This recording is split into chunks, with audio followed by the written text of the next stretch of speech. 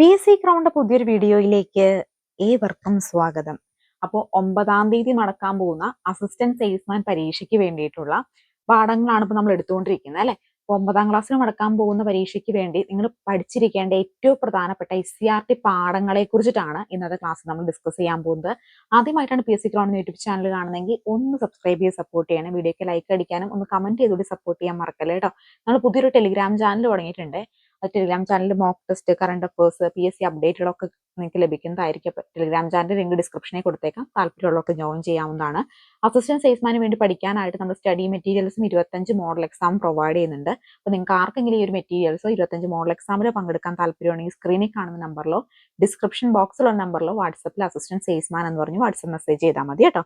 അപ്പോൾ ഈ കഴിഞ്ഞ 2-ാം തീയതി നടന്ന അസിസ്റ്റന്റ് സെയിൽസ്മാൻ പരീക്ഷയിൽ കുറച്ച് ചോദ്യങ്ങൾ SCRT പാഠപുസ്തകത്തിൽ നിന്ന്, കുറച്ച് ചോദ്യങ്ങളല്ല കുറച്ചധികം ചോദ്യങ്ങൾ SCRT പാഠപുസ്തകം ചോദിച്ചിട്ടുണ്ടായിരുന്നു. അത് ഏതൊക്കെയായിരുന്നു പാഠപുസ്തകം, ഏതൊക്കെയായിരുന്നു ചാപ്റ്റേഴ്സ് തുടങ്ങിയ കാര്യങ്ങളൊക്കെ ഞാൻ ഡീറ്റെയിൽഡ് വീഡിയോ ആയിട്ട് ഓൾറെഡി ചെയ്തിട്ടുണ്ടായിരുന്നു. അപ്പോൾ ആ വീഡിയോ കണ്ടു നോക്കാത്തവരുണ്ടെങ്കിൽ കണ്ടു നോക്കണം കേട്ടോ. അപ്പോൾ നിങ്ങൾക്ക് ഏതൊക്കെ ഭാഗത്തു നിന്നാണ് ചോദ്യങ്ങൾ വന്നേക്കുന്നതെന്ന് മനസ്സിലാക്കാനായിട്ട് സാധിക്കും. ചോദ്യങ്ങളുടെ ഉറവിടങ്ങൾ എന്ന് പറഞ്ഞ പേരിലാണ് ആ വീഡിയോ ചെയ്തേക്കുന്നത്. അപ്പോൾ എല്ലാവരും കണ്ടു നോക്കണേ. വേണമെങ്കിൽ വീഡിയോയുടെ താഴെ ഡിസ്ക്രിപ്ഷനിൽ ഞാൻ ആ വീഡിയോയുടെ ലിങ്ക് കൊടുത്തേക്കാം. താല്പര്യമുള്ളവർ കണ്ടു നോക്കുക. അപ്പോൾ നമുക്ക് ഏറ്റവും പ്രധാനപ്പെട്ട ഭാഗങ്ങൾ ചോദിച്ചിട്ടുള്ള SCRT ചോദ്യങ്ങളും അതിന്റെ പാഠങ്ങളുമാണ് ഇന്നത്തെ ക്ലാസ്സിൽ നമ്മൾ പഠിക്കാൻ പോകുന്നത്. അപ്പൊ നമുക്ക് നോക്കിയാലോ. അതിൽ ഒരു ചോദ്യം ഇതായിരുന്നു: കേരളത്തിൽ ബ്രിട്ടീഷുകാരുടെ പ്രത്യക്ഷ ഭരണത്തിന് കീഴിലുണ്ടായിരുന്ന പ്രദേശം ഏതാണെന്ന്. ഏതായിരുന്നു പ്രദേശം? നമുക്കറിയാം അല്ലെ, മലബാർ ആയിരുന്നു. ഈ ചോദ്യം എവിടെ നിന്നാ വന്നേക്കുന്നേ? ഓൾഡ് SCRT പാഠപുസ്തകത്തിലെ കേരളം ആധുനികതയിലേക്ക് എന്ന് പറയുന്ന ചാപ്റ്ററിൽ നിന്നാണ് ഈ ഒരു ചോദ്യം PSC എടുത്തിട്ടുണ്ടായിരുന്നത്. ഇവിടെ വ്യക്തമായിട്ട് കൊടുത്തിട്ടുണ്ട്, മലബാറിൽ പോലെ രാഷ്ട്രീയ സമരങ്ങൾ കൊച്ചിയിലും തിരുവിതാംകൂറിലും ശക്തമായിരുന്നില്ല. അപ്പൊ എന്താണ്? കൊച്ചിയിലും തിരുവിതാംകൂറും റെസിഡന്റ്മാരുടെ പരോക്ഷ ഭരണമായിരുന്നു. മലബാറിൽ ബ്രിട്ടീഷുകാർ നേരിട്ടായിരുന്നു ഭരണം നടത്തിയിരുന്നത്. അതുപോലെ വേറൊരു ചോദ്യമായിരുന്നു, 1.25 കോടി മലയാളികൾ എന്ന ഗ്രന്ഥം രചിച്ചത് ആരെന്ന്. EMS ശങ്കരൻ നമ്പൂതിരിപ്പാട് എന്തായിരുന്നു ഇതിന്റെ ആൻസർ ആയിട്ട് വരുന്നത്. ഈ ചോദ്യം എവിടെ നിന്നാ PSC എടുത്തേ? പഴയ 10-ാം ക്ലാസ്സിലെ കേരളം ആധുനികതയിലേക്ക് എന്ന് പറയുന്ന ചാപ്റ്ററിൽ നിന്നാണ് എടുത്തിട്ടുണ്ടായിരുന്നത്. അപ്പൊ ഈ ഒരു ചാപ്റ്റർ, കേരളം ആധുനികതയിലേക്ക് എന്ന് പറയുന്ന ഈ ഒരു ചാപ്റ്റർ വളരെ ഇമ്പോർട്ടന്റ് ആണ്. ഇവിടെ എന്താണ് ആ ഒരു ഇതിനെക്കുറിച്ച് വ്യക്തമായി പറഞ്ഞിട്ടുണ്ട്. എന്താണ്? മലയാളം സംസാരിക്കുന്ന പ്രദേശങ്ങളെ ഉൾപ്പെടുത്തി കേരളം രൂപീകരിക്കണമെന്ന് EMS നമ്പൂതിരിപ്പാട് 1.25 കോടി മലയാളികൾ എന്ന ഗ്രന്ഥത്തിൽ സൂചിപ്പിക്കുകയുണ്ടായി എന്ന് വ്യക്തമായി ഇവിടെ പറഞ്ഞിരിക്കുന്നു. അപ്പൊ 2 ചോദ്യങ്ങളാണ് ഈ ഒരൊറ്റ ചാപ്റ്ററിൽ നിന്ന് ചോദിച്ചിട്ടുള്ളത്. അപ്പൊ അതുകൊണ്ട് തന്നെ ഈ ചാപ്റ്റർ വളരെ ഇമ്പോർട്ടന്റ് ആണ്. അപ്പൊ നമുക്ക് പഠിക്കാം കേരളം ആധുനികതയിലേക്ക്. അപ്പൊ നമുക്ക് നോക്കാം, കേരളം ആധുനികതയിലേക്ക് എന്ന് പറയുന്ന ഈ ഒരു ചാപ്റ്റർ വളരെ ഇമ്പോർട്ടന്റ് ആണ് കേട്ടോ. അപ്പൊ ഇതിനകത്ത് ഒരു പോയിന്റ് പോലും വിടാതെ നമ്മൾ പഠിച്ചിരിക്കണം. അപ്പോൾ ഇതിനകത്ത് പറയുന്നത്, കേരള തീരത്ത് കേരളവുമായി വ്യാപാരത്തിൽ ഏർപ്പെട്ട് പ്രധാനികൾ അറബികളും ചൈനക്കാരുമായിരുന്നു. അപ്പൊ കേരളവുമായി പണ്ട് കാലത്ത് വ്യാപാരത്തിൽ ഏർപ്പെട്ടിട്ടുണ്ടായിരുന്ന പ്രധാനപ്പെട്ട ഇതാരൊക്കെയായിരുന്നു? ഒന്ന് അറബികളും അതുപോലെ തന്നെ ചൈനക്കാരുമായിരുന്നു. അവരുടെ വ്യാപാര കുത്തക അവസാനിപ്പിക്കുക എന്തായിരുന്നു പോർച്ചുഗീസുകാരുടെ ലക്ഷ്യം. കോഴിക്കോട്ടെ ഭരണാധികാരിയായ സാമൂതിരിയോട് അറബി കച്ചവടക്കാരെ പുറത്താക്കണമെന്ന് പോർച്ചുഗീസുകാർ ആവശ്യപ്പെട്ടു. എന്നാൽ ഈ ആവശ്യം അംഗീകരിക്കാത്ത സാമൂതിരി എന്താണ് തയ്യാറാകാതിരുന്ന് പോർച്ചുഗീസുകാരെ കുപിതരാക്കി. കോഴിക്കോട് ശത്രു രാജ്യമായ കൊച്ചിയിലും താവളം ഉറപ്പിച്ച് കേരളത്തിൽ ആധിപത്യം നേടാൻ അവർ പരിശ്രമിച്ചുകൊണ്ടിരുന്നു. കുഞ്ഞാലി മരക്കാരുടെ നേതൃത്വത്തിൽ സാമൂതിരിയുടെ നാവികപ്പട പോർച്ചുഗീസുകാരുടെ അറബിക്കടി ശക്തമായ ചെറുത്തുനിൽപ്പുകൾ നടത്തിയെങ്കിലും അത് എന്ത് ചെയ്തില്ല, അത് വിജയിച്ചില്ല. ഇത് നിങ്ങൾ വിചാരിക്കുന്ന ഒരു കാര്യം ഉണ്ടാവും, ഈ കുറഞ്ഞ സമയം കൊണ്ട് ഇനി SCRT പാഠപുസ്തകം എങ്ങനെയാണ് പഠിക്കുക എന്ന്. SCRT പാഠപുസ്തകം നമ്മൾ ക്വസ്റ്റ്യൻ ബാങ്ക് രൂപത്തിൽ ചോദ്യം ഉത്തരം എന്ന രീതിയിൽ മുഴുവനാക്കിയിട്ടുണ്ട് കേട്ടോ. അപ്പൊ നിങ്ങൾക്ക് ആർക്കെങ്കിലും ഈ ക്വസ്റ്റ്യൻ ബാങ്ക് സെറ്റ് വേണമെങ്കിൽ സ്ക്രീനിൽ കാണുന്ന നമ്പറിലോ ഡിസ്ക്രിപ്ഷൻ ബോക്സ് നമ്പറിലോ എന്താണ് SCRT എന്ന് പറഞ്ഞ് വാട്സ്ആപ്പ് മെസ്സേജ് ചെയ്താൽ മതി. പോർച്ചുഗീസുകാരെ കൂടാതെ ഡച്ചുകാരും ഇംഗ്ലീഷുകാരും ഫ്രഞ്ചുകാരും വ്യാപാര കുത്തക നേടിയെടുക്കുന്നതിന് പരസ്പരം മത്സരിച്ചു. കുരുമുളകിന് വേണ്ടിയായിരുന്നു ഈ മത്സരങ്ങളെല്ലാം. 1663 ഡച്ചുകാർ പോർച്ചുഗീസുകാരെ കേരളത്തിൽ നിന്ന് തുരത്തി. അപ്പൊ എന്താണ് ഡച്ചുകാർ പോർച്ചുഗീസുകാരെ കേരളത്തിൽ നിന്ന് തുരത്തിയത്? ഇമ്പോർട്ടന്റ് ആണ്. 1663 എന്ത് ചെയ്തു? ഡച്ചുകാർ പോർച്ചുഗീസുകാരെ കേരളത്തിൽ നിന്ന് പുറത്താക്കി.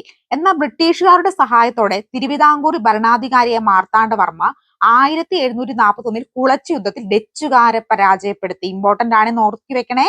തിരുവിതാംകൂർ ഭരണാധികാരിയായ മാർത്താണ്ഡവർമ്മ 1741 കുളച്ചൽ യുദ്ധത്തിൽ ഡച്ചുകാരെ പരാജയപ്പെടുത്തി. ഇപ്പൊ തന്നെ പഠിക്കുക. തിരുവിതാംകൂർ ഭരണാധികാരിയെ മാർത്താണ്ഡവർമ്മ 1741 എന്നാൽ 1741 കുളച്ചൽ യുദ്ധത്തിൽ ഡച്ചുകാരെ പരാജയപ്പെടുത്തി. ആരെ പരാജയപ്പെടുത്തി? ഡച്ചുകാരെ പരാജയപ്പെടുത്തി. അവർക്ക് കേരളം വിട്ടു പോകേണ്ടി വന്നു. ഇംഗ്ലീഷുകാരും ഫ്രഞ്ചുകാരും തമ്മിൽ നടന്ന കർണാട്ടിക് യുദ്ധങ്ങൾ ബ്രിട്ടീഷുകാർ വിജയത്തോടെ ദക്ഷിണേന്ത്യ വ്യാപാര കുത്തക ബ്രിട്ടീഷുകാർ കയ്യിലാക്കി. അപ്പൊ എന്താണ്? ഇംഗ്ലീഷുകാരും ഫ്രഞ്ചുകാരും തമ്മിലാണ് എന്ത് നടന്നത്? കർണാട്ടിക് യുദ്ധങ്ങൾ നടന്നത്. പഠിക്കണേ. എന്താ?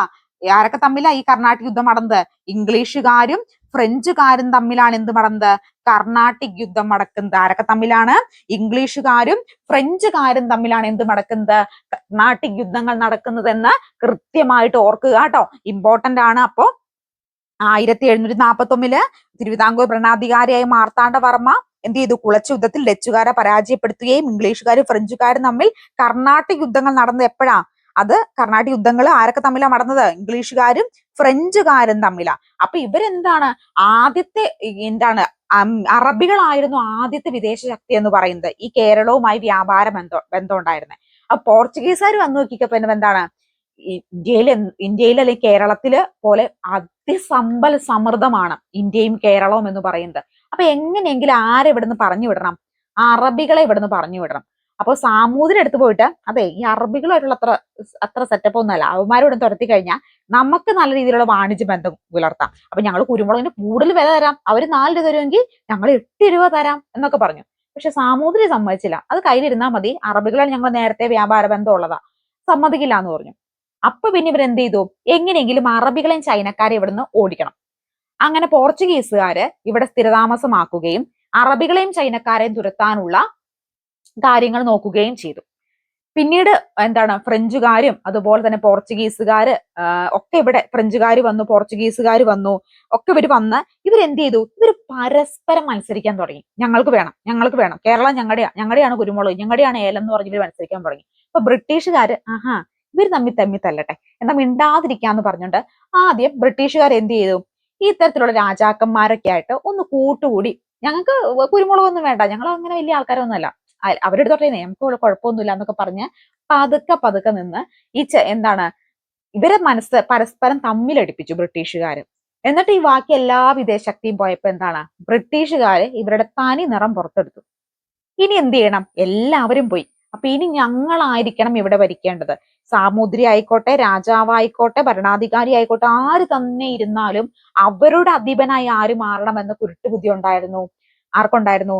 നമ്മുടെ ബ്രിട്ടീഷുകാർക്കുണ്ടായിരുന്നു. ബ്രിട്ടീഷുകാർ വന്ന കാലത്ത് എന്താ ഇവിടുത്തെ സാമൂതിരി ആയാലും എല്ലാ ആളുകളായിട്ട് നല്ല സൗഹൃദ ബന്ധത്തിൽ നല്ല രീതിയിൽ മുന്നോട്ട് കൊണ്ടുപോയി. കാരണം ഇവരുടെ മെയിൻ ഉദ്ദേശം എന്തായിരുന്നു?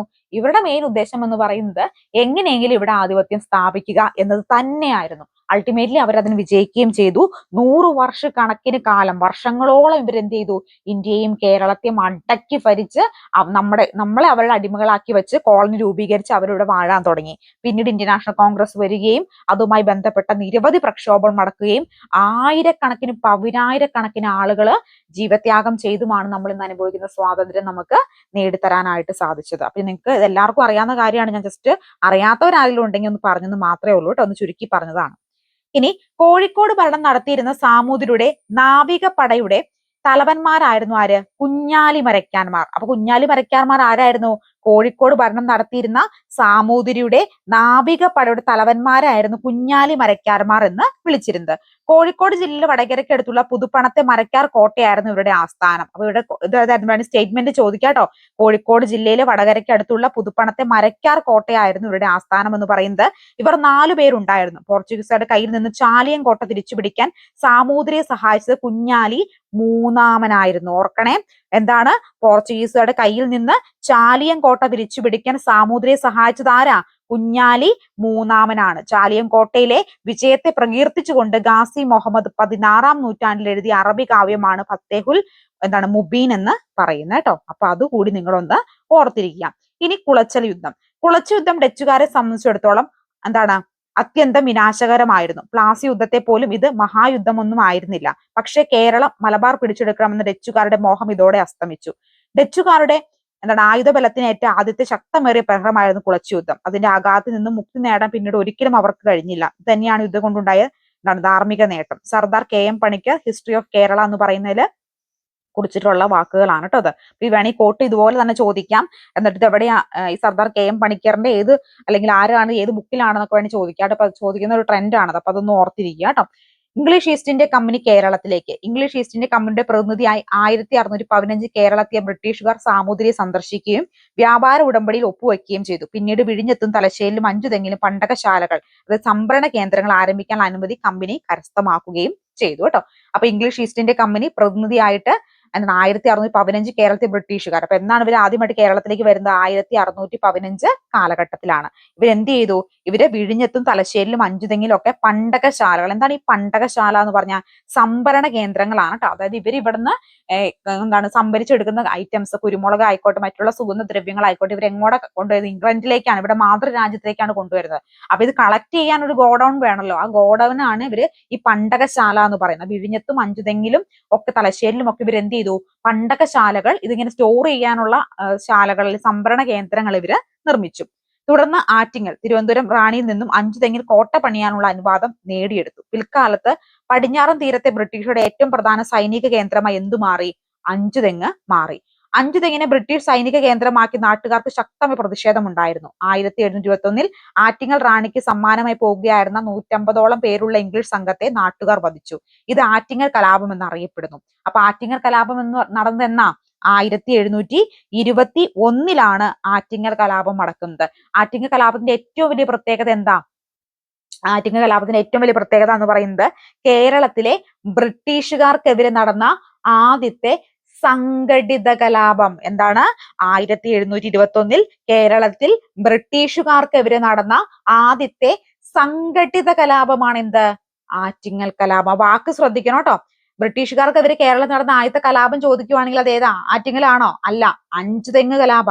പക്ഷേ കേരളത്തിൽ ബ്രിട്ടീഷുകാർക്കെതിരെ നടന്ന ആദ്യത്തെ സംഘടിത എന്ന വാക്കുണ്ടെങ്കിൽ അത് ഏതാ? അത് ആറ്റിങ്ങൽ കലാപമാണ് കേട്ടോ. 1721 ആറ്റിങ്ങൽ കലാപം നടക്കുന്നത്. അതായത് നമ്മുടെ ഉമയമ്മ റാണി അല്ലെങ്കിൽ ആറ്റിങ്ങൽ റാണി എന്ന് പറയും തിരുവനന്തപുരം ഭരിച്ചുകൊണ്ടിരുന്ന ആ റാണിയിൽ നിന്ന് ബ്രിട്ടീഷുകാർ എന്ത് ചെയ്തു? അഞ്ചുതെങ്ങിലെ ഒരു പണ്ടകശാല പണിയാൻ അനുവാദം ചോദിക്കുകയും റാണി അത് സമ്മതിക്കുകയും അങ്ങനെ ഒരു പണ്ടകശാല പണിയുകയും ചെയ്തു.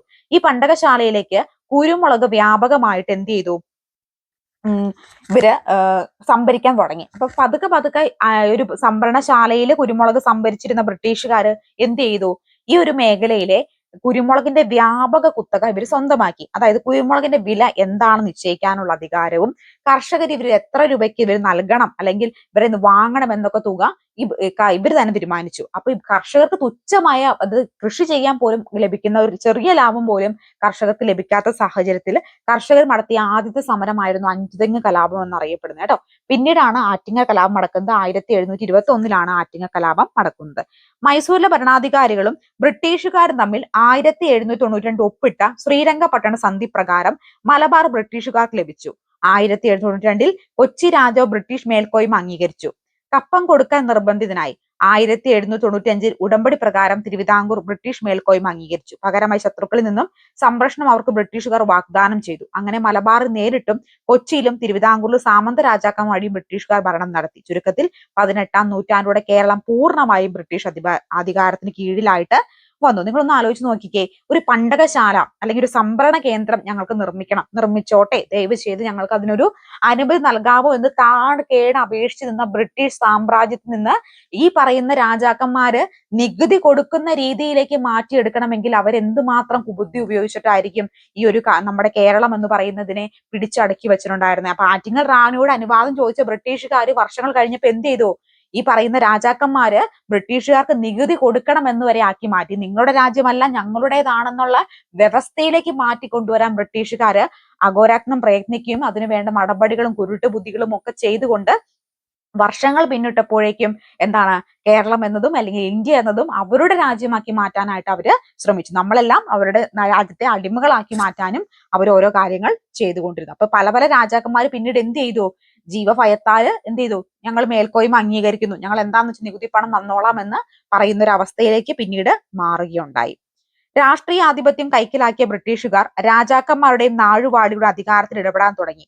നൂറ്റാണ്ടുകൾ അനുഭവിച്ചുകൊണ്ടിരുന്ന സ്വാതന്ത്ര്യത്തിന്റെയും അവകാശങ്ങളുടെയും മേലുള്ള കൈത്തൽ അവർക്ക് ഇഷ്ടമായില്ല. ഇതോടെ മലബാറിലും കൊച്ചിയിലും തിരുവിതാംകൂറിലും ബ്രിട്ടീഷുകാർക്ക് ചെറുത്തുനിൽപ്പുകൾ വളർന്നു വന്നു. അപ്പൊ കുറെ നാൾ ഇവരിങ്ങനെ സഹിച്ചെങ്കിലും അമിതമായി കഴിഞ്ഞപ്പോൾ ഇവരെന്ത് ചെയ്തു? ഈ ആളുകള് തിരുവിതാംകൂറിലായിക്കോട്ടെ, അതുപോലെ തന്നെ കൊച്ചിയിലായിക്കോട്ടെ, മലബാറിലായിക്കോട്ടെ, പതുക്കെ പതുക്കെ ചെറുത്തുനിൽപ്പുകൾ ആരംഭിച്ചു. അതിലൊന്നായിരുന്നു പഴശ്ശി കലാപം എന്ന് പറയുന്നത്. ബ്രിട്ടീഷ് ആധിപത്യത്തിനെതിരെ മലബാറിൽ നടന്ന ശക്തമായ ചെറുത്തുനിൽപ്പിന് ഉദാഹരണമാണ് ഇത് പഴശ്ശിക്കലാപം. മലബാറിൽ കോട്ടയം രാജകുടുംബത്തിലെ കേരളവർമ്മ പഴശ്ശിരാജയാണ് മൈസൂർ ഭരണാധികാരിക്കെതിരെ ബ്രിട്ടീഷുകാരെ സഹായിച്ചതിന് പകരമായി കോട്ടയം പ്രദേശം നികുതി പിരിക്കാനുള്ള അധികാരം ബ്രിട്ടീഷുകാർ പഴശ്ശിരാജയ്ക്ക് വാഗ്ദാനം ചെയ്തിരുന്നു.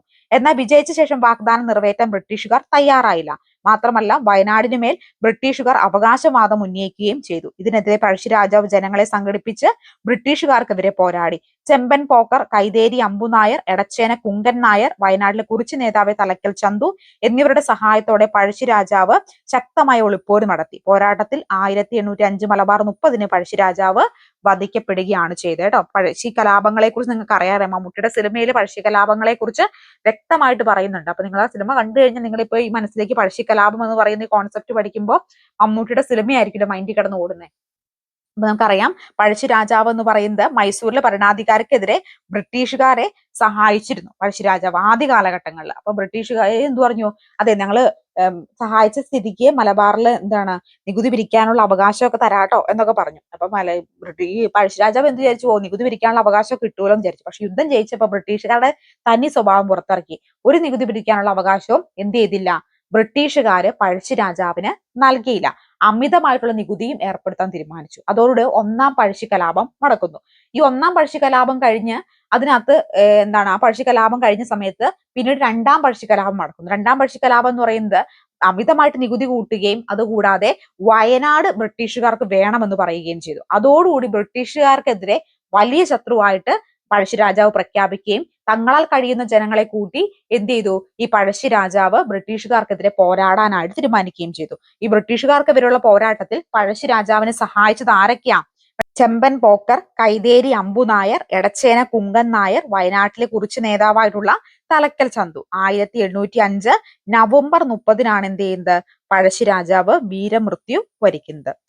കേരള സിംഹം എന്നല്ല അറിയപ്പെട്ട പഴശ്ശിരാജാവ് ബ്രിട്ടീഷ് രേഖകളിൽ പൈച്ചി രാജ, കൊറ്റ്യോട്ട് രാജ എന്നീ പേരുകളിൽ അറിയപ്പെടുന്നു.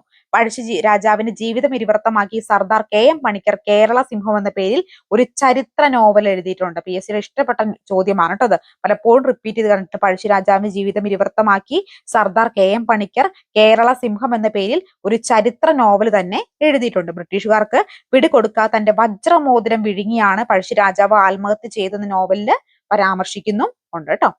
ഇനി വേലുത്തമ്പിയും പാലിയത്തച്ഛനും. തിരുവിതാംകൂറിന്റെയും കൊച്ചിയുടെയും ആഭ്യന്തര കാര്യങ്ങളിൽ ബ്രിട്ടീഷുകാർ അനിയന്ത്രിതമായി ഇടപെടുന്നതിനെതിരെ ദിവാൻമാരായ വേലുത്തമ്പിയും പാലിയത്തച്ഛനും പ്രതിഷേധിച്ചു.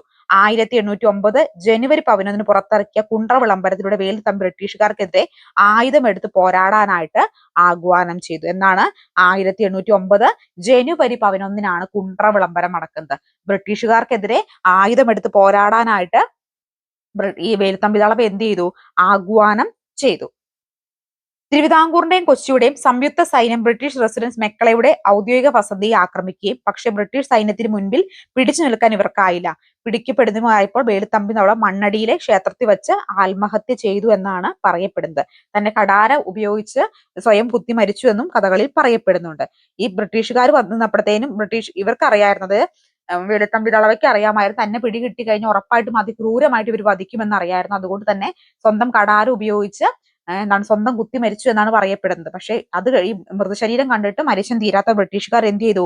വേലുത്തമ്പിയുടെ ശരീരം തിരുവനന്തപുരത്തെ കണ്ണൻ മൂലയില് കെട്ടിത്തൂക്കി എന്നാണ് പറയപ്പെടുന്നത് കേട്ടോ. അപ്പൊ ഈ പാലിയത്തച്ഛൻ എന്ത് ചെയ്തു? പാലിയത്തച്ഛനെ മദ്രാസിലേക്ക് നാട് കടത്തുകയും ചെയ്തു. പഴശ്ശിരാജ, വേലുത്തമ്പി, പാലിയത്തച്ഛൻ എന്നിവരുടെ പരാജയത്തോടെ ബ്രിട്ടീഷുകാരുടെ നാടുവാഴിയുടെ എതിർപ്പ് അവസാനിച്ചു. എന്നാൽ ജനകീയ ചെറുത്തുനിൽപ്പുകൾ തുടർന്നുകൊണ്ടിരുന്നു. പ്രധാനപ്പെട്ട നേതാക്കന്മാരായിട്ടുള്ള അതായത് ബ്രിട്ടീഷുകാർക്കെതിരെ പോരാടിയിട്ടുള്ള പഴശ്ശിരാജാവിനെയും വേലുത്തമ്പിയെയും പാലിയത്തച്ഛൻ, അതിനകത്ത് പഴശ്ശിരാജാവിനെ വധിച്ചു, വേലുത്തമ്പി ദളവ സ്വയം ആത്മഹത്യ ചെയ്തു, പാലിയത്തച്ഛന് നാട് കടത്തി. ഈ പ്രമുഖ 3 നേതാക്കളും എന്താണ് മാറിയതോടുകൂടി പിന്നെ എതിർക്കാനുള്ള ശക്തി വലിയ കാര്യമായിട്ട് ആർക്കും തന്നെ ഉണ്ടായിരുന്നില്ല. ചെറിയ ചെറിയ സമരങ്ങളും ചെറുത്തുനിൽപ്പുകളും ഒക്കെ നടന്നുകൊണ്ടിരുന്നെങ്കിലും വലിയ നേതാക്കന്മാരൊന്നും ഇല്ലാത്തത് കൊണ്ട് അത് പതുക്കെ വളരെ ആറിത്തണുത്ത് എല്ലാവരും ബ്രിട്ടീഷിന്റെ കീഴില് ആധിപത്യം അംഗീകരിക്കുകയും അങ്ങനെ അതിന്റെ കീഴിൽ ജീവിക്കുകയും ഒക്കെ ആയിട്ട് തുറന്നുകൊണ്ടിരുന്നു. ഭരണ നിയന്ത്രണം ഏറ്റെടുത്തുള്ള ബ്രിട്ടീഷുകാർ ഇവിടത്തെ ഉൽപ്പന്നങ്ങൾ ചുരുങ്ങിയ വിലയ്ക്ക് കയ്യിലാക്കുകയും അവരുടെ നാട്ടിലുണ്ടായ വ്യവസായ ഉൽപ്പന്നങ്ങൾ ഉയർന്ന വിലയ്ക്ക് ഇവിടെ വിറ്റഴിക്കുകയും ചെയ്തു. ഇതോടെ സ്വയം പര്യാപ്തയായിരുന്ന നമ്മുടെ ഗ്രാമീണ വ്യവസ്ഥ തകർന്നു. അങ്ങനെ ബ്രിട്ടീഷ് ഭരണത്തിനു കീഴിൽ വ്യാപാര വൻതോതിൽ വർദ്ധിച്ചു. കേരളം ലോകകമ്പോളത്തിന്റെ ഭാഗമായി മാറുകയും ചെയ്തു. അപ്പോ ഇവിടെ നിന്നുള്ള സാധനങ്ങൾ എന്ത് ചെയ്താ ബ്രിട്ടീഷ് ഭരണത്തിന്റെ കീഴിലേക്ക് കേരളം പൂർണ്ണമായിട്ട് മാറിയപ്പോൾ ഇവർ എന്ത് ചെയ്തു? ഇവർക്ക് തോന്നിയ വില ഈടാക്കുകയും അവരുടെ ഇംഗ്ലണ്ടിൽ ഉൽപ്പാദിക്കുന്ന സാധനങ്ങൾ അമിതമായിട്ട് വിലയ്ക്ക് ഇങ്ങോട്ടേക്ക് ഇറക്കുമതി ചെയ്യുകയും ചെയ്തു. അതുവരെ സ്വതന്ത്രമായിട്ടുള്ളൊരു കമ്പോളം ഉണ്ടായിരുന്ന, അല്ലെങ്കിൽ സ്വാതന്ത്ര്യമായിട്ട് നിൽക്കാൻ സാധിച്ചിരുന്ന ഒരു കമ്പോളത്തെ അടിമുടി തകർക്കുകയാണ് ബ്രിട്ടീഷുകാര് ചെയ്തത്. ഇറക്കുമതി ചെയ്തിരുന്നത് എന്തൊക്കെയായിരുന്നു? തുണിത്തരങ്ങൾ, മണ്ണെണ്ണ, പുകയില, പഞ്ചസാര, ലോഹ ഉൽപ്പന്നങ്ങളൊക്കെ ഇവരുടെ മാതൃരാജ്യത്ത് നിന്ന് ബ്രിട്ടീഷുകാരുടെ കേരളത്തിലേക്ക് ഇറക്കുമതി ചെയ്യുകയും കേരളത്തിൽ നിന്ന് നാളികേരം, ശർക്കര, കശുവണ്ടി, കുരുമുളക്, അടയ്ക്ക, ഇരുമ്പയിര് തുടങ്ങിയ സാധനങ്ങളൊക്കെ തുച്ഛമായ വിലയ്ക്ക് കർഷകരിൽ നിന്ന് കളക്ട് ചെയ്ത് അവരങ്ങോട്ട് രാജ്യത്തേക്ക് കൊണ്ടുപോവുകയും ഒക്കെ ചെയ്തു. വ്യാപാര മലബാറിലും കൊച്ചിയിലും തിരുവിതാംകൂറിലും നിലവിലിടുന്ന വ്യാപാര നിയമങ്ങൾ തങ്ങൾക്ക് അനുകൂലമായി ബ്രിട്ടീഷുകാർ ഭേദഗതി ചെയ്തു. ഏകീകരിച്ച നാണയ വ്യവസ്ഥയും അളവ് തൂക്ക സമ്പ്രദായം നടപ്പിലാക്കി. വ്യാപാരത്തിനായി ഗതാഗത സൗകര്യങ്ങൾ മെച്ചപ്പെടുത്തി. റോഡുകൾ, പാലങ്ങൾ, റെയിൽ പാളങ്ങൾ പണിതു. ചരക്കു ഗതാഗതം സുഗമമാക്കാൻ കൊച്ചി, കോഴിക്കോട്, ആലപ്പുഴ തുറമുഖങ്ങൾ വികസിപ്പിച്ചു. നമുക്കറിയാം, ബ്രിട്ടീഷുകാർ ഭരിച്ചുകൊണ്ടിരുന്ന കാലത്ത് ഒരുപാട് പാലങ്ങളും റോഡുകളും ഗതാഗത സൗകര്യങ്ങളും ഒക്കെ ഉണ്ടാക്കിയിട്ടുണ്ട്. അത് നമ്മുടെ നാട് വികസിക്കാൻ വേണ്ടിയിട്ട് ചെയ്തതാണോ? ശരിക്കും അല്ല. ഇപ്പൊ നമ്മൾ പറയുന്നത് ബ്രിട്ടീഷുകാർ പണിത കോട്ടയാണ്, അല്ലെങ്കിൽ ബ്രിട്ടീഷുകാർ പണിത റോഡാണ്, ബ്രിട്ടീഷുകാർ പണിത പാലമാണെന്നൊക്കെ പറയും. ഒരിക്കലും അത് കേരളം വികസിക്കണമെന്നോ ഇന്ത്യ വികസിക്കണമെന്നോ അവർ വിചാരിച്ചിട്ടുകൊണ്ട് ചെയ്തതൊന്നല്ല. ഇവിടെ നിന്നുള്ള സാധനങ്ങൾ അവരുടെ മാതൃരാജ്യത്തേക്ക് കൊണ്ടുപോകണമെങ്കിൽ അവർക്ക് നല്ല രീതിയിലുള്ള ഫെസിലിറ്റീസ്, ഇൻഫ്രാസ്ട്രക്ചർ ഫെസിലിറ്റീസ് നമ്മുടെ നാട്ടിൽ വേണം. എന്നിരുന്നാൽ അവർക്ക് ചരക്ക് കൊണ്ടുപോകാൻ സാധിക്കുള്ളൂ, റെയിൽ മാർഗം വസ്തുക്കൾ കൊണ്ടുപോകാൻ സാധിക്കുള്ളൂ, അല്ലെങ്കിൽ കടൽ മാർഗം വസ്തുക്കൾ കൊണ്ടുപോകാൻ സാധിക്കുള്ളൂ. അതിനുവേണ്ടിയാണ് ഇവിടുത്തെ ഇൻഫ്രാസ്ട്രക്ചർ അവർ കൂടുതൽ മെച്ചപ്പെടുത്താനായിട്ട് ചെയ്തത്. റെയിൽപാത. കേരളത്തിൽ ആദ്യത്തെ റെയിൽപാത നിർമ്മിച്ചത് ബ്രിട്ടീഷുകാരാണ്. ബേപ്പൂർ മുതൽ തിരൂർ വരെ നീണ്ടുകിടക്കുന്ന റെയിൽപാത 1861 നിർമ്മിച്ചത്. അസംസ്കൃത വസ്തുക്കൾ കൊണ്ടുപോകുന്നതിനും വ്യവസായ ഉൽപ്പന്നങ്ങൾ വിദൂര ഗ്രാമങ്ങളിലേക്ക് എത്തിക്കുന്നതിനും റെയിൽപാത ബ്രിട്ടീഷുകാര് പ്രയോജനപ്പെടുത്തി. അപ്പൊ കേരളത്തിലെ ആദ്യത്തെ റെയിൽപാത നിർമ്മിച്ചത് ആരാണ്? ബ്രിട്ടീഷുകാരാണ്. ഇവിടെ മുതൽ എവിടെ വരെയാ? ബേപ്പൂര് മുതൽ തിരൂര് വരെയായിരുന്നു. എന്നാ 1861 നിർമ്മിക്കുന്നത് എന്നുകൂടി ഓർക്കുക. ബ്രിട്ടീഷ് ഭരണം ഭൂമിയുടെ മേൽ വിവിധ ജനവിഭാഗങ്ങൾക്കായി അവകാശങ്ങൾ വലിയ മാറ്റം വരുത്തി. പ്രാദേശിക നാടുവാഴികളുടെയും ജന്മിമാരുടെയും ഭൂവുടമകളുടെയും കണക്കാക്കിയിരുന്നു. അവ ബ്രിട്ടീഷുകാർക്ക് കൊടുക്കേണ്ട നികുതി മുൻകൂട്ടി നിശ്ചയിക്കുകയും ചെയ്തു. ജന്മിമാരും നാടുവാഴികളും കുടിയാന്മാരുടെ മേൽ നികുതി ഭാരം അടിച്ചേൽപ്പിക്കുകയും കൃഷിക്കാരെ കുടിയൊഴിപ്പിക്കുകയും ചെയ്തു. ഇതോടെ മലബാറി കൃഷിക്കാരുടെ ജീവിതം കൂടുതൽ പരിതാപകരമായി. ഇതിനെതിരെ നടന്ന കലാപങ്ങളെ പറ്റി മുൻ അധ്യായത്തിൽ ചർച്ച ചെയ്തല്ലോ. മാപ്പിള കലാപങ്ങളെ കുറിച്ച് അന്വേഷിക്കാൻ നിയമിച്ച ലോഗൻ കമ്മീഷന്റെ ശുപാർശ അടിസ്ഥാനമാക്കി 1929 മലബാർ കുടിയായ്മ നിയമം നടപ്പിലാക്കി. എന്നാണ് മലബാർ കുടിയായ്മ നിയമം വരുന്നത്? 1929 ആരുടെ ശുപാർശ പ്രകാരം? ലോഗൻ കമ്മീഷന്റെ ശുപാർശ. മാപ്പിള കലാപത്തെ കുറിച്ച് പഠിക്കാൻ നിയോഗിച്ച കമ്മീഷനാണ് ഏത്? William Logan commission. ഈ കമ്മീഷൻ നിർദ്ദേശപ്രകാരം കർഷക കുടിയായ്മ നിയമം, മലബാർ കുടിയായ്മ നിയമം കൊണ്ടുവന്നു. എന്നാ 1929. തിരുവിതാംകൂറിൽ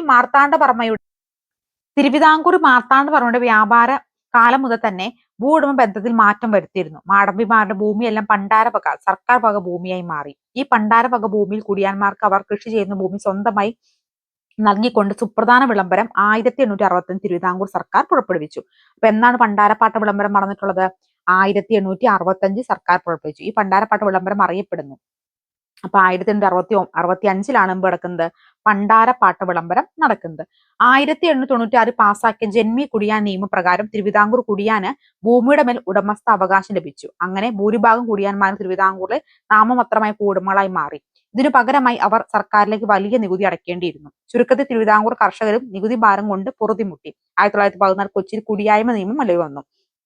അപ്പൊ തിരുവിതാംകൂറിൽ കുടിയായ്മ നിയമം പണ്ടാരപ്പാട്ട വിളംബരം നടന്ന 1865. 1896 പാസാക്കിയ ജന്മി കുടിയാൻ നിയമം. ജന്മി കുടിയാൻ നിയമം എന്നാ 1896. 1914 കൊച്ചിയിലും കുടിയായ്മ നിയമം നിലവില് വന്നു. അപ്പൊ നോക്കുക, തിരുവിതാംകൂറിൽ പണ്ടാരപ്പാട്ട വിളംബരം നടന്ന ഇപ്പൊ തന്നെ പഠിച്ചോളണം. 1865 നടന്നു. കൊച്ചിയിൽ 1914 കുടിയായ്മ നിയമം വന്നു. മലബാറിൽ 1929 മലബാർ കുടിയായ്മ നിയമവും വന്നു. പണ്ടാരപ്പാട്ട വിളംബരം തിരുവിതാംകൂറിൽ 1865, കൊച്ചിയിൽ 1914 കുടിയായ്മ നിയമം, മലബാറിൽ 1929 മലബാർ കുടിയായ്മ നിയമം നിലവിൽ വന്നു എന്ന് ഓർക്കുക കേട്ടോ. ഇനി ബ്രിട്ടീഷ് ആധിപത്യം കേരളത്തിലെ കാർഷിക രീതിയിൽ വലിയ മാറ്റങ്ങൾ വഴിതെളിച്ചു. കേരളീയ ഉൽപ്പന്നങ്ങൾക്ക് വിദേശ കമ്പോളങ്ങളിൽ ധാരാളം ആവശ്യക്കാർ ഉണ്ടായിരുന്നു. മലയോര പ്രദേശങ്ങളിൽ കാപ്പി, തേയില, ഏലം, റബ്ബർ എന്നിവ വൻകിട തോട്ടങ്ങളിൽ കൃഷി ചെയ്യാൻ തുടങ്ങി. മറ്റു വിളകൾ കൃഷി ചെയ്തോടെ നെല്ലിന്റെ ഉൽപാദനം കുറയുകയും പല പ്രദേശങ്ങളും ഭക്ഷ്യക്ഷാമം പടർന്നു പിടിക്കുകയും ചെയ്തു. ഇതിന് പരിഹാരമായി മരച്ചീനി കൃഷി വ്യാപിച്ചു. ഇതോടെ കാലത്ത് തന്നെ ബ്രിട്ടീഷുകാരുടെ കനോലി നേതൃത്വത്തിൽ നിലമ്പൂരിൽ തേക്കും തോട്ടം ആരംഭിച്ചു. അപ്പൊ നിലമ്പൂരിൽ തേക്കും തോട്ടം, കനോലി തോട്ടം എവിടെയാ? നിലമ്പൂരിലാണ് കേട്ടോ. അത് ഇമ്പോർട്ടന്റ് ആണ്, ഓർത്തിരിക്കണം. ഈ തോട്ടങ്ങൾ ഭൂരിഭാഗവും ബ്രിട്ടീഷുകാരുടെ ഉടമസ്ഥയിലായിരുന്നു. വനം ഭൂമി വൻതോതിൽ ബ്രിട്ടീഷുകാർക്ക് പതിച്ചു നൽകിയിട്ടും തോട്ടങ്ങളിൽ ഗതാഗത സൗകര്യം ഏർപ്പെടുത്തിയും തിരുവിതാംകൂറിലും കൊച്ചിയിലും ഭരണാധികാരികൾ തോട്ടകൃഷി പ്രോത്സാഹിപ്പിച്ചു. അങ്ങനെ കേരളം വാണിജ്യ വിളകൾ കൃഷി ചെയ്യാൻ ആരംഭിച്ചു. അതോടുകൂടി കേരളത്തിൽ എന്ത് വന്നു? വാണിജ്യ വിളകൾ വന്നു. വ്യാപാര ആവശ്യത്തിനായി കപ്പലുകൾ നിർമ്മിക്കുന്നതിന് വൻതോതിൽ തേക്കുമരങ്ങൾ ബ്രിട്ടീഷുകാർ ഈസ്റ്റ് ഇന്ത്യ കമ്പനിക്ക് ആവശ്യമായി വന്നു. തേക്കിനു പറ്റിയ മലബാറിലെ വളക്കൂറുള്ള മണ്ണിൽ തേക്കുമരങ്ങൾ വച്ചു പിടിപ്പിക്കാൻ കളക്ടറായിട്ടുള്ള ഹെൻറി വാലന്റൈൻ കനോലി കമ്പനി ചുമതലപ്പെടുത്തി. നിലമ്പൂർ മേഖലയിൽ 1500 ഏക്കറിലും കനോലിയില് 1823-38 തേക്ക് വച്ചു പിടിപ്പിച്ചു. ഇത് പിന്നീട് കനോലി പ്ലോട്ട് എന്ന പേരിൽ അറിയപ്പെടുന്നു. അപ്പൊ നിലമ്പൂരിൽ കനോലി പ്ലോട്ട് എന്ന് പറയുന്നത് എന്താണ്? ധാരാളം തേക്ക് കൃഷി ചെയ്യുന്നിട്ടുള്ള ഒരു പ്ലോട്ടാണ്. അപ്പൊ ഇത് കനോലി പ്ലോട്ട് എന്ന പേരിൽ അറിയപ്പെടുന്നു. തോട്ടവിളകൾ സംസ്കരിക്കുന്നതിനും കയറ്റു അയക്കുന്നതിനുമായി ബ്രിട്ടീഷുകാർ കേരളത്തിൽ ഫാക്ടറികൾ ആരംഭിച്ചു. തേയില, കാപ്പി, റബ്ബർ എന്നിവ തോട്ട മേഖലകളിൽ വളർന്നു വന്ന വ്യവസായങ്ങളാണ്. ഇതോടെ നാളികേരം, കയർ, കശുവണ്ടി, കൈത്തറി, ബീഡി തുടങ്ങിയവയുമായി ബന്ധപ്പെട്ട പരമ്പരാഗത വ്യവസായങ്ങളുടെ ശക്തി ആർജിച്ചു. എണ്ണയാട്ടു മില്ലുകൾ കേരളത്തിൽ വ്യാപകമായി. ആലപ്പുഴയിലും വെളിച്ചെണ്ണ വ്യാപാരത്തിന് കേന്ദ്രം. 1859 ആദ്യത്തെ കയർ ഫാക്ടറി ആലപ്പുഴയിൽ സ്ഥാപിതമായി. അപ്പോൾ എന്നാണ് ആദ്യത്തെ കയർ ഫാക്ടറി ആലപ്പുഴയിൽ സ്ഥാപിതമാകുന്നത്? 1859 ആദ്യത്തെ കയർ ഫാക്ടറി ആലപ്പുഴയിൽ സ്ഥാപിതമായി. കശുവണ്ടി ഫാക്ടറികൾ കൊല്ലം കേന്ദ്രമായി വളർന്നു. ഫെറോക്ക്, കൊല്ലം, ഒല്ലൂർ തുടങ്ങിയ പ്രദേശങ്ങളിൽ ഓട്ട് കമ്പനികളും കണ്ണൂരിലും കോഴിക്കോട്ടും കൈത്തറി നിർമ്മാണശാലകളും ആരംഭിച്ചു. ബീഡി വ്യവസായം കണ്ണൂർ കേന്ദ്രമായിട്ട് വളർന്നു വന്നു. അപ്പൊ 1859 ആദ്യത്തെ കയർ ഫാക്ടറി ആലപ്പുഴയിൽ സ്ഥാപിതമായി. കശുവണ്ടി ഫാക്ടറികൾ കൊല്ലം കേന്ദ്രമായി വളർന്നു വന്നു. ഫറോക്ക്, കൊല്ലം, ഒല്ലൂർ, അതായത് ഒല്ലൂർ എവിടെയാ? തൃശ്ശൂരാണ്. തുടങ്ങിയ പ്രദേശങ്ങളിൽ ഓട്ട് കമ്പനികളും കണ്ണൂരും കോഴിക്കോടും കൈത്തറി നിർമ്മാണശാലകളും ബീഡി വ്യവസായം എവിടെയാ? കണ്ണൂർ ജില്ലയിലും ആരംഭിച്ചു. ഇനി 20-ാം നൂറ്റാണ്ട് പകുതിയോടെ ആധുനിക വ്യവസായശാലകൾ കേരളത്തിൽ സ്ഥാപിക്കപ്പെടുന്നത് അവയിൽ ഭൂരിഭാഗം ബ്രിട്ടീഷുകാരിലും കൊച്ചിയിലുമായിരുന്നു. ബ്രിട്ടീഷുകാർ വ്യവസായിക ആവശ്യങ്ങൾക്ക് സാങ്കേതിക സാമ്പത്തിക സഹായങ്ങൾ നൽകി. പള്ളിവാസൽ വൈദ്യുത നിലയം സ്ഥാപിക്കപ്പെട്ടു. പള്ളിവാസൽ വൈദ്യുത നിലയം ആ ഒരു കാലഘട്ടത്തിൽ സ്ഥാപിക്കപ്പെട്ടതാണ്. ആധുനിക വ്യവസായങ്ങൾ വളർച്ച ത്വരിതപ്പെടുത്തി. അക്കാലത്ത് സ്ഥാപിക്കപ്പെട്ട മറ്റു വ്യവസായങ്ങൾ നമുക്ക് നോക്കാം. പുനലൂർ പേപ്പർ മില്ല് എവിടെയാ? കണ്ണൂരില് പുനലൂർ പേപ്പർ മില്ല് സ്ഥാപിക്കപ്പെട്ടു. കളമശ്ശേരിയിൽ ഫാക്ട് നിർമ്മിക്കപ്പെട്ടു. എറണാകുളത്ത് കുണ്ടറ സിറാമിക്സ് കൊല്ലത്ത് നിർമ്മിക്കപ്പെട്ടു. റബ്ബർ വർക്ക്സ് തിരുവനന്തപുരത്ത് നിർമ്മിക്കപ്പെട്ടു. ടാറ്റ ഓയിൽ മിൽസ് കൊച്ചിയിൽ നിർമ്മിക്കപ്പെട്ടു. അതുപോലെ തന്നെ അളഗപ്പ തുണിമില്ല് കൊച്ചിയിൽ നിർമ്മിക്കപ്പെട്ടു. മൂലധനം സ്വരൂപിക്കുന്നതിനുള്ള പണമിടപാടുള്ള സ്ഥാപനങ്ങൾ, ബാങ്കുകൾ ഇക്കാലത്ത് കേരളത്തിൽ വളർന്നു വന്നു. ആദ്യമായി രൂപം കൊണ്ട സ്വകാര്യ ബാങ്ക് നെടുങ്ങാടി ബാങ്കാണ് കേട്ടോ. ഓർക്കണേ, കേരളത്തിൽ ആദ്യമായിട്ട് എന്താണ് വന്നിട്ടുള്ള ബാങ്ക് ഏതാ? നെടുമങ്ങാടി ബാങ്കാണ്. ഇത് imperial bank, Indian national bank, chartered bank എന്നിവ നിലനിന്നു. അതിന്റെ തൊട്ടു പിന്നാലെ എന്ത് ചെയ്തു? പിന്നീട് വന്നത് ഇമ്പീരിയൽ ബാങ്ക്, പിന്നെ Indian national bank, chartered bank എന്നിവയൊക്കെ പിന്നീട് കാലത്ത് വന്നു. ആദ്യത്തെ വന്നത് ഏതായിരുന്നു? ആദ്യത്തെ നെടുങ്ങാടി ബാങ്കാണ് കേരളത്തിലെ ആദ്യത്തെ സ്വകാര്യ ബാങ്ക് എന്ന് പറയുന്നത്. യൂറോപ്യൻ വരവോടെ കേരളത്തിൽ അച്ചടി ആരംഭിച്ചു. മലയാളത്തിലും വ്യാകരണ ഗ്രന്ഥങ്ങളും നിഘണ്ടുവും തയ്യാറാക്കി. കൂടുതൽ താല്പര്യം പ്രകടിപ്പിക്കുന്ന ജസ്യൂട്ട് മിഷണറിമാരാണ്. ഡോക്ടർ ആഞ്ചലോസ് ഫ്രാൻസിസ് ആണ് മലയാളത്തിലെ ആദ്യത്തെ വ്യാകരണ ഗ്രന്ഥം തയ്യാറാക്കിയത്. അപ്പൊ ആദ്യത്തെ വ്യാകരണ ഗ്രന്ഥം തയ്യാറാക്കിയത് ആരാണ്? ഡോക്ടർ ആഞ്ചലോസ് ഫ്രാൻസിസ് ആണ് മലയാളത്തിലെ ആദ്യത്തെ വ്യാകരണ ഗ്രന്ഥം തയ്യാറാക്കിയത്. മലയാള ഭാഷയിലെ ആദ്യ നിഘണ്ടു രൂപപ്പെടുത്തിയത് അർണോസ് പാദ്രിയാണ് കേട്ടോ. ഓർക്കണം, ഇമ്പോർട്ടന്റ് ആണ്. മലയാള ഭാഷയിലെ ആദ്യ നിഘണ്ടു രൂപപ്പെടുത്തിയത് ആരാ? അർണോസ് പാദ്രിയാണ്. മലയാള ഭാഷയിൽ അച്ചടിച്ച ആദ്യത്തെ സമ്പൂർണ്ണ ഗ്രന്ഥം ചോദിക്കുവാനുള്ളത് ഏതാ? സംക്ഷേപ വേദാർത്ഥമാണ്. കാരണം എന്തോരം പോയിന്റാ നോക്കി, ഈ ഒരൊറ്റ ചാപ്റ്റർ തന്നെ നമുക്ക് പഠിക്കാനുള്ള. സംക്ഷേപ വേദാർത്ഥമാണ് എന്ത് ചെയ്തത്? മലയാള ഭാഷയിൽ അച്ചടിക്കപ്പെട്ട സമ്പൂർണ്ണ ഗ്രന്ഥം എന്ന് പറയുന്നത്. Missionary Benjamin Bailey English Malayalam നിഘണ്ടുവും doctor Hermann Gundert Malayalam English നിഘണ്ടുവും പ്രസിദ്ധപ്പെടുത്തി. അപ്പോ നോക്കണേ, ബെഞ്ചമിൻ ബെയ്ലി ഇംഗ്ലീഷ് മലയാളം നിഘണ്ടുവും doctor Hermann Gundert Malayalam English നിഘണ്ടുവും പ്രസിദ്ധപ്പെടുത്തി. ഡോക്ടർ ഹെർമൻ ഗുണ്ടേർട്ട് തലശ്ശേരി പ്രസിദ്ധപ്പെടുത്തിയ രാജസമാരം, പശ്ചിമോദയം എന്നിവ മലയാളത്തിലെ ആദ്യത്തെ പത്രങ്ങളാണ്. മലയാളത്തിലെ ആദ്യത്തെ പത്രങ്ങൾ ഏതൊക്കെയാ? അപ്പൊ തന്നെ പഠിച്ചോളണം. രാജസമാചാരവും പശ്ചിമോദയമാണ്. ഡോക്ടർ ആഞ്ചലോസ് ഫ്രാൻസിസ് ആണ് മലയാളത്തിലെ ആദ്യത്തെ വ്യാകരണ ഗ്രന്ഥം തയ്യാറാക്കിയത്, ആദ്യത്തെ നിഘണ്ടു രൂപപ്പെടുത്തിയത് ആരാ? അർണോസ് മാദ്രിയാണ്. മലയാളം ഭാഷ അച്ചടിച്ച ആദ്യത്തെ സമ്പൂർണ്ണ ഗ്രന്ഥം ഏതാ? സംക്ഷേപ വേദാർത്ഥമാണ്. Missionary Benjamin Bailey. Benjamin Bailey English Malayalam നിഘണ്ടു തയ്യാറാക്കിയത് ബെഞ്ചമിൻ ബെയ്ലിയും, അതുപോലെ തന്നെ doctor Hermann Gundert Malayalam English നിഘണ്ടും തയ്യാറാക്കി. ഡോക്ടർ ഹെർമൻ ഗുണ്ടട്ട് തലശ്ശേരി പ്രസിദ്ധപ്പെടുത്തിയ പത്രങ്ങൾ ഏതൊക്കെയാ? രാജസമാചാരവും പശ്ചിമോദയമാണ്. അപ്പൊ എവിടെ നിന്ന് പ്രസിദ്ധപ്പെടുത്തിയത്? തലശ്ശേരിയിൽ നിന്നാണെന്ന് കൂടി ഓർത്തിരിക്കുക കേട്ടോ. ഇനി ലണ്ടൻ മിഷൻ സൊസൈറ്റിയുടെ പ്രവർത്തന മേഖല എവിടെയാ? ലണ്ടൻ മിഷൻ സൊസൈറ്റിയുടെ പ്രവർത്തന മേഖല വരുന്നത് തിരുവിതാംകൂറിലാണ്. ചർച്ച് മിഷൻ സൊസൈറ്റിയുടെ പ്രവർത്തന മേഖല വരുന്നത് കൊച്ചി തിരുവിതാംകൂറിലാണ്. ബാസിൽ ഇവലാഞ്ചിക്കൽ മിഷന്റെ പ്രവർത്തന മേഖല മലബാറിലാണ്. London mission society Thiruvithamkoor, church mission society Kochi Thiruvithamkoor, Basel evangelical mission Malabar. ജാതിഭേദമന്യേ എല്ലാവർക്കും വിദ്യാഭ്യാസം എന്ന ആശയത്തിന് കേരളം തുടക്കം കുറിക്കുന്ന മിഷണറിമാരുടെ വിദ്യാഭ്യാസ പ്രവർത്തനങ്ങളിലൂടെയാണ്. വിദ്യാഭ്യാസ സ്ഥാപനങ്ങൾ ആരംഭിക്കാൻ തിരുവിതാംകൂറിലും കൊച്ചിയിലും ഭരണാധികാരികൾ മിഷണറി സംഘങ്ങൾക്ക് ഭൂമിദാനം നൽകി. തിരുവിതാംകൂറിലും കൊച്ചിയിലും നാട്ടുരാജാക്കന്മാരുടെ വിദ്യാഭ്യാസ രംഗത്ത് ഇടപെടുകയും സ്കൂളുകളും കോളേജുകളും സ്ഥാപിക്കുകയും ചെയ്തു. തിരുവിതാംകൂറിലെ ഭരണാധികാരിയായ ഗൗരി പാർവതി ഫായ് 1817 പ്രൈമറി വിദ്യാഭ്യാസം സൗജന്യമാക്കിക്കൊണ്ട് വിളംബരം പുറപ്പെടുവിച്ചു. ഇമ്പോർട്ടന്റ് ആണ് കേട്ടോ. അപ്പൊ എന്താണ്? ഗൗരി പാർവതി ഫായ് ആണ് 1817 പ്രൈമറി വിദ്യാഭ്യാസം സൗജന്യമാക്കിക്കൊണ്ട് വിളംബരം പുറപ്പെടുവിച്ചത്. അപ്പൊ തിരുവിതാംകൂറിലെ ഏത് ഭരണാധികാരിയാണ് പ്രൈമറി വിദ്യാഭ്യാസം സൗജന്യമാക്കിയെന്ന് ചോദിച്ചാൽ ആര് പറയും? ഏതാ ഉത്തരം? ഗൗരി പാർവതി ഫായ് എന്ന് 1817. ഇപ്പൊ തന്നെ പഠിച്ചോളണം. ഗൗരി പാർവതി ഫായ് എന്ന് 1817 കേട്ടോ. ഇത് ഒരുപാട് തവണ റിപ്പീറ്റ് ചെയ്ത് PSC ചോദിച്ചിട്ടുള്ള ചോദ്യമാണ്. ഇമ്പോർട്ടന്റ് ആണ്. ഇതിനകത്ത് ഒരു പോയിന്റ് പോലും ഈ ചാപ്റ്ററിൽ വിടാനില്ല, കാരണം അത്ര ഇമ്പോർട്ടന്റ് ചാപ്റ്റർ ആണ് കേട്ടോ. ബ്രിട്ടീഷുകാരുടെ വരവിന് മുമ്പ് കേരളത്തിൽ നിലനിരുന്ന ശിക്ഷാവിധികളെ കുറിച്ച് മുൻ ക്ലാസ് ചർച്ച ചെയ്തിട്ടുണ്ട്. അക്കാലത്ത് കുറ്റവാളികൾ ജാതി അടിസ്ഥാനമാക്കി വിചാരണയും ശിക്ഷയും നടപ്പിലാക്കി. നീതിന്യായ വ്യവസ്ഥയെ ബ്രിട്ടീഷുകാർ പരിഷ്കരിച്ചു. കുറ്റവാളിയുടെ വാദം കേട്ട ശേഷം കുറ്റത്തിന്റെ സ്വഭാവത്തിനനുസരിച്ച് ഏകീകൃതമായ ശിക്ഷാവിധികൾ നടപ്പിലാക്കാൻ തുടങ്ങി. ഇതോടെ ജാതിക്ക് അതീതമായ നിയമത്തിന് മുന്നിൽ എല്ലാവരും തുല്യനാണ്. കേസുകൾ വിചാരണയ്ക്കായി വിവിധ സ്ഥലങ്ങളിൽ കോടതികൾ സ്ഥാപിച്ചു. ബ്രിട്ടീഷ് ഭരണത്തോടെ കേരളത്തിൽ പരമ്പരാഗത ആയുർവേദ ചികിത്സാ രീതികൾ ആദ്യകാല വൈദ്യശാസ്ത്രത്തിന് പ്രാധാന്യം ലഭിച്ചു. വസൂരി തടയാൻ കുത്തിവയ്പ് ആദ്യമായി നടത്തിയത് മലബാറിലാണ് കേട്ടോ. വസൂരി തടയാൻ കുത്തിവയ്പ് ആദ്യമായിട്ട് എവിടെയാണ് നടത്തിയത്? മലബാറിലാണ്. ഇക്കാലത്ത് തിരുവിതാംകൂറിലും ഇംഗ്ലണ്ടിൽ നിന്നും മരുന്ന് വരുത്താൻ ഒരു കമ്പനിയെ രാജാവ് നിയമിച്ചു. മലബാർ, തിരുവിതാംകൂർ, കൊച്ചി എന്നിവിടങ്ങളിൽ സർക്കാർ ആശുപത്രികൾ സ്ഥാപിക്കപ്പെട്ടു. മലബാറിൽ, കൊച്ചി, തിരുവിതാംകൂറിലൊക്കെ എന്ത് ചെയ്തു? സർക്കാർ ആശുപത്രികൾ സ്ഥാപിച്ചു. കേരളത്തിലെ ചില സമുദായങ്ങളിൽ നിന്ന് പിന്തുടർച്ച അവകാശം മാതാവ് വഴിയുള്ള മരുമക്കത്തായമായിരുന്നു. ഇംഗ്ലീഷ് വിദ്യാഭ്യാസം വർദ്ധിച്ച യുവാക്കൾ ഇതിനെതിരെ ശക്തമായി പ്രതികരിക്കാനും കോടതി വ്യവഹാരങ്ങൾ ഫയൽ ചെയ്യുകയും ചെയ്തു. അങ്ങനെ തിരുവിതാംകൂർ, മലബാറിലും കൊച്ചിയിലും മരുമക്കത്തായത്തിനെതിരെ നിയമങ്ങൾ നിലവിൽ വന്നു. മക്കത്തായ സമ്പ്രദായ നിയമങ്ങൾ ഊന്നൽ നൽകിയത്. ഇത് പ്രകാരം തറവാട്ടിലെ എല്ലാ അംഗങ്ങളും സ്വത്തിന് മേൽ അവകാശം ലഭിച്ചു.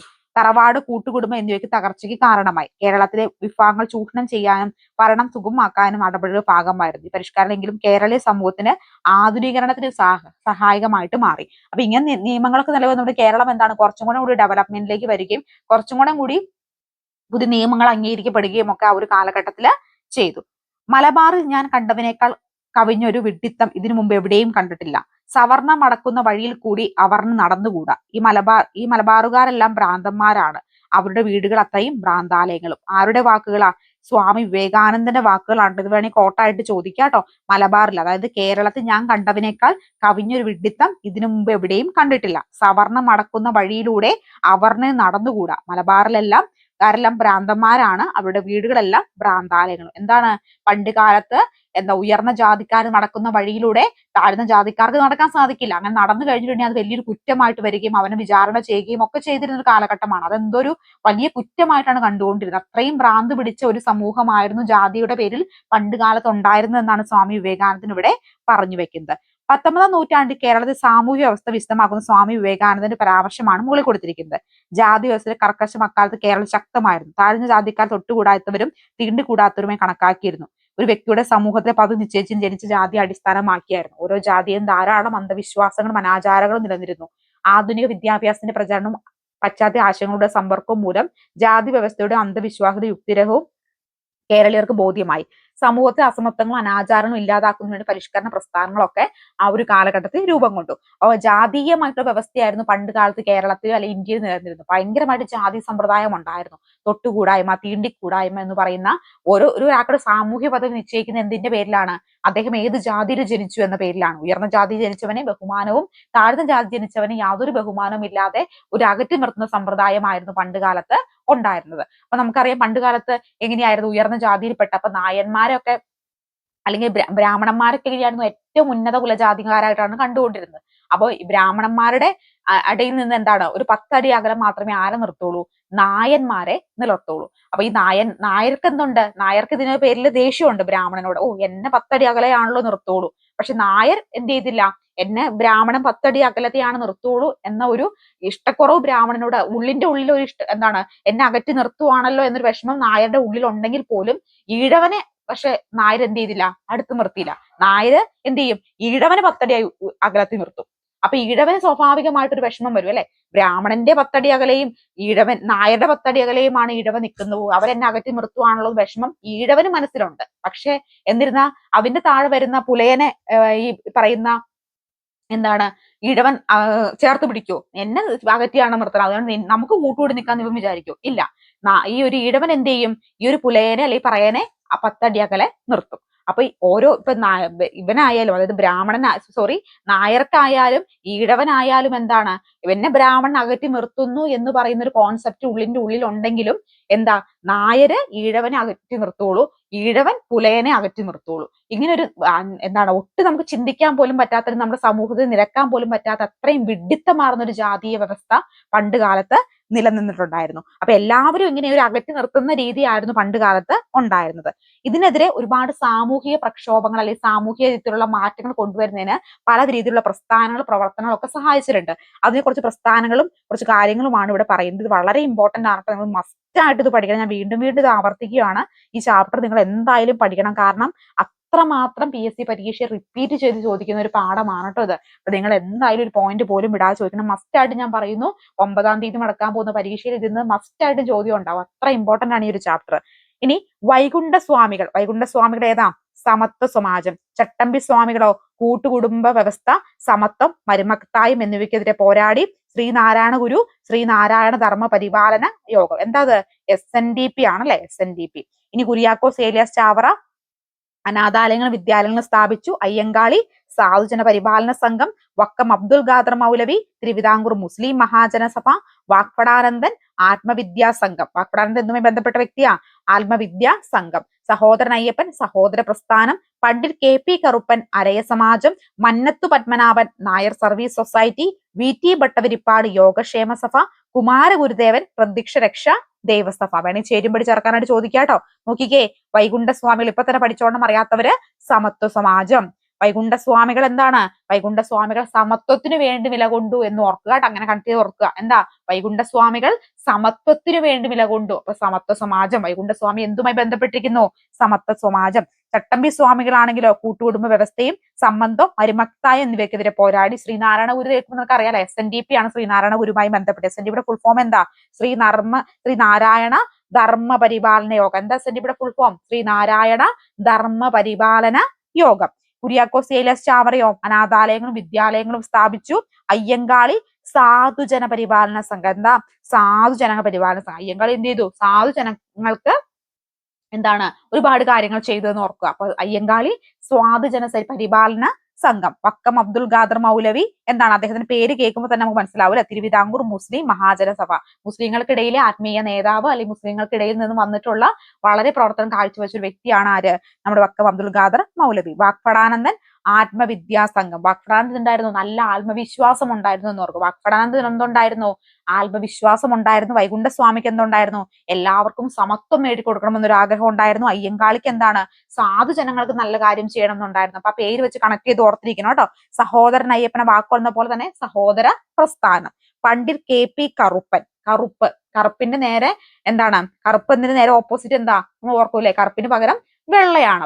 അപ്പൊ അരയന്നത്തിന്റെ കളർ എന്താ? വെള്ള കളറാണ്. കറുപ്പിന് പകരം ഓപ്പോസിറ്റ് എന്ത് നമുക്ക് മനസ്സിലേക്ക് വരും? വെള്ള വരും. വെള്ള എന്ന് പറയുന്നത് അരയന്നത്തിന്റെ കളർ വെള്ളയാണല്ലോ. അപ്പൊ അരയ സമാജം എന്ന് കണക്ട് ചെയ്ത് ഓർത്തിരിക്കുക. ഇനി മന്നത്തു പത്മനാഭൻ നമുക്കറിയാം നായർ സർവീസ് സൊസൈറ്റിയാണ്, അത് അങ്ങനെ മാറിപ്പോവാറില്ല. VT ഭട്ടതിരിപ്പാട് എന്താണ്? VT ഭട്ടതിരിപ്പാട് എങ്ങോട്ട് പോയി? ഒരു യോഗത്തിൽ പങ്കെടുക്കാൻ പോയി. എന്തിനും പോയി? VT ഭട്ടതിരിപ്പാട് ഒരു യോഗത്തിൽ പങ്കെടുക്കാൻ പോയി എന്ന് ഓർക്കുക. യോഗക്ഷേമ സഭ. കുമാരഗുരുദേവൻ പ്രത്യക്ഷ രക്ഷാ ദേവസഭ. അപ്പൊ ദേവൻ എന്താണ്? കുമാരഗുരുദേവനാണ്. അപ്പൊ എന്താണ്? ദേവൻ പ്രത്യക്ഷപ്പെട്ടു എന്ന് ഓർക്കുക. ദേവൻ പ്രത്യക്ഷപ്പെട്ടു. അപ്പൊ പ്രത്യക്ഷ രക്ഷ ദൈവസഭ എന്ന രീതിയിൽ ഓർത്തിരുന്നാൽ മതി കേട്ടോ. അപ്പൊ ഇങ്ങനെ കണക്ട് ചെയ്ത് നിങ്ങൾ ഓർത്തിരിക്കുക. അപ്പൊ കൃത്യമായിട്ട് അത് പഠിക്കണം കേട്ടോ. അത് എന്തായാലും ചോദിക്കാൻ സാധ്യതയുണ്ട്. ഇനി സാമൂഹ്യ പരിഷ്കരണ പ്രസ്ഥാനങ്ങൾ സാമൂഹികമായിട്ടുള്ള മാറ്റങ്ങൾക്ക് സമരങ്ങൾക്ക് പ്രചോദനമേകി. മാറുമറയ്ക്കാനുള്ള അവകാശത്തിന് മേൽ തെക്കൻ തിരുവിതാംകൂറിലെ ചാന സ്ത്രീകൾ പോരാട്ടം നടത്തി. ഇതേ തുടർന്ന് 1759 ജാക്കറ്റും മേൽമുണ്ടും ധരിക്കാനുള്ള അവകാശം ചാന സ്ത്രീകൾക്ക് ആര് കൊടുത്തു? ഉത്രാടം തിരുനാൾ മഹാരാജാവ് കൊടുത്തു. എന്ന് 1859 ചാനാർ ലഹളയ്ക്ക് തുടർന്ന് ആരാണ് ഇവർക്ക് അവകാശം കൊടുത്തത്? ഉത്രാടം തിരുനാൾ മാർത്താണ്ഡവർമ്മ. ഉത്രാടം തിരുനാൾ മാർത്താണ്ഡവർമ്മ. 1888 ശ്രീനാരായണ ഗുരു അരുവിപ്പുറത്ത് നടത്തിയ ശിവപ്രതിഷ്ഠ സാമൂഹ്യ രംഗത്ത് പുതുചലനങ്ങൾ സൃഷ്ടിച്ചു. അപ്പൊ അരുവിപ്പുറത്ത് എന്നാണ് ശ്രീനാരായണ ഗുരു ശിവപ്രതിഷ്ഠ നടത്തിയത്? 1888. ആരാണ് അരുവിപ്പുറത്ത് ശിവപ്രതിഷ്ഠ നടത്തിയത്? ശ്രീനാരായണ ഗുരു. എന്ന് 1888. ദോഷം ഏതുമില്ലാതെ സർവരും സോദരത്തിനും വാഴുന്ന മാതൃസ്ഥാനമാണിതെന്ന് അരുവിപ്പുറ ക്ഷേത്രത്തെ കുറിച്ച് പറഞ്ഞത് രേഖപ്പെടുത്തിയത് ആരാണ്? ശ്രീനാരായണ ഗുരുവാണെന്ന് കൂടി ഓർക്കുക കേട്ടോ. എന്താണ്? അതുപോലെ ഗുരുക്ഷേത്രങ്ങളോടനുബന്ധിച്ച് വിദ്യാലയങ്ങളും വായനശാലകളും സ്ഥാപിക്കാൻ വിദ്യ കൊണ്ട് പ്രബുദ്ധരാകുക, സംഘടന കൊണ്ട് ശക്തരാകുക. ആരുടെ കോട്ട? ശ്രീനാരായണ ഗുരുവിന്റെ കോട്ടാണ് കേട്ടോ.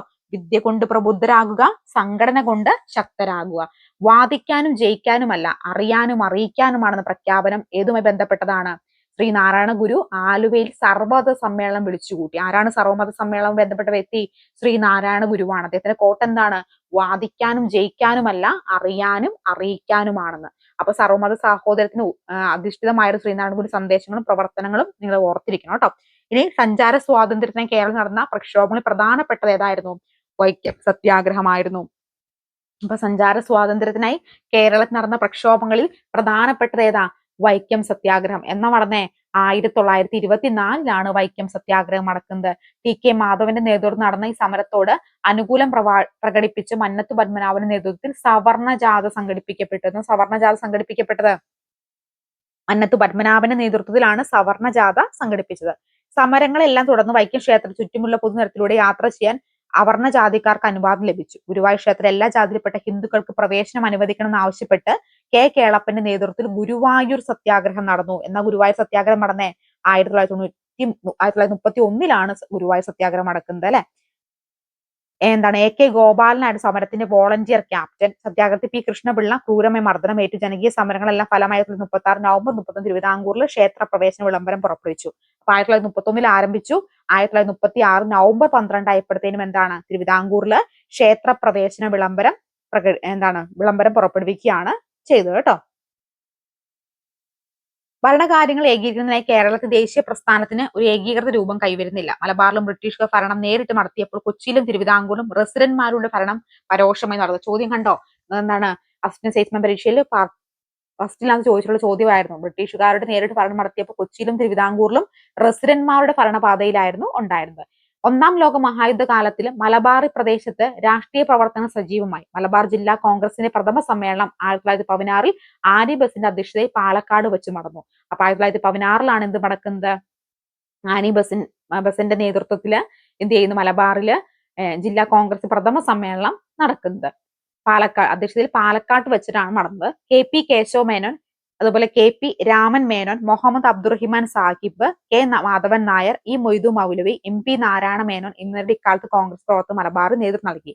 1920 മഞ്ചേരി നടന്ന അവസാനത്തെ മലബാർ രാഷ്ട്രീയ സമ്മേളനത്തിൽ ഭരണപരിഷ്കാരങ്ങൾ, കുടിയായ്മ പ്രശ്നം, ഖിലാഫത്ത് എന്നിവയൊക്കെ ഇവിടെ 1920 മഞ്ചേരി നടന്ന സമ്മേളനത്തിൽ വെച്ച് ചർച്ച ചെയ്തു.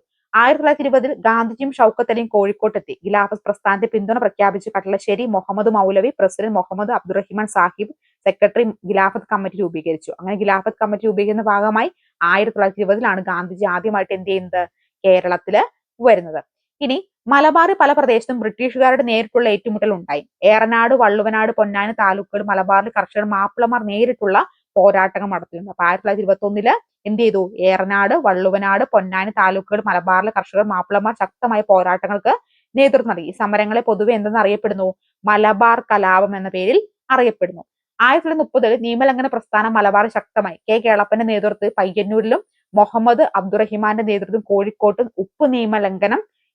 ഉപ്പുണ്ടാക്കി നിയമം ലംഘിച്ച് സത്യാഗ്രഹികളെ ബ്രിട്ടീഷുകാർ പട്ടാളം ക്രൂരമായി മർദ്ദിക്കുകയും.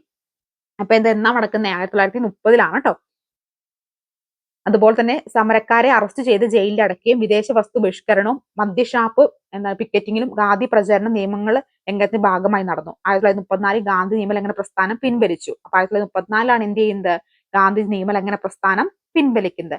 കേരളത്തിൽ കോൺഗ്രസ് പ്രവർത്തക ഒരു വിഭാഗം സോഷ്യലിസ്റ്റ് പാർട്ടി അയക്കാരായി മാറി. 1939 കോൺഗ്രസ് സോഷ്യലിസ്റ്റ് പാർട്ടി കമ്മ്യൂണിസ്റ്റ് പാർട്ടിയെ രൂപപ്പെട്ടു.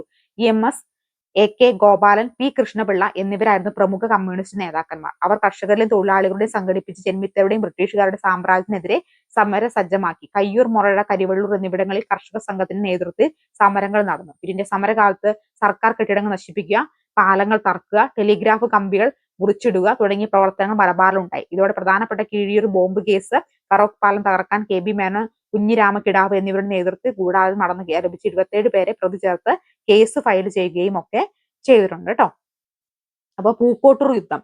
നിസ്സഹരണ ഖിലാഫത്ത് ശക്തമായ മലബാറിൽ 1920 മലബാർ കലാപത്തിന് ഭാഗമായി നടന്ന പ്രധാനപ്പെട്ട സംഭവമാണ് ഏത്? പൂക്കോട്ടൂർ യുദ്ധം കേട്ടോ. മലബാർ കലാപത്തിന്റെ ഭാഗമായിട്ടാണ് എന്ത് നടക്കുന്നത്? 1921 പൂക്കോട്ടൂർ യുദ്ധം നടക്കുന്നത്. പൂക്കോട്ടിലെ ഖിലാഫത്ത് കമ്മിറ്റിയുടെ സെക്രട്ടറി വടക്കേവെട്ടി മുഹമ്മദിനെ മോഷണ കുറ്റം ചുമത്തി അറസ്റ്റ് ചെയ്യാൻ ബ്രിട്ടീഷ് പോലീസ് ശ്രമിച്ചതോടെ കലാപം ആരംഭിക്കുന്നത്. 3000-ലധികം ആളുകൾ പങ്കെടുത്ത കലാപം അമർച്ച ചെയ്യപ്പെട്ട ബ്രിട്ടീഷ് ഗവൺമെന്റ് ഏറെ പ്രയാസപ്പെട്ടു. യുദ്ധത്തിൽ 100 കണക്കിന് പേര് പൂക്കോട്ടൂർ കലാപത്തിൽ കൊല്ലപ്പെടുകയും ചെയ്തു.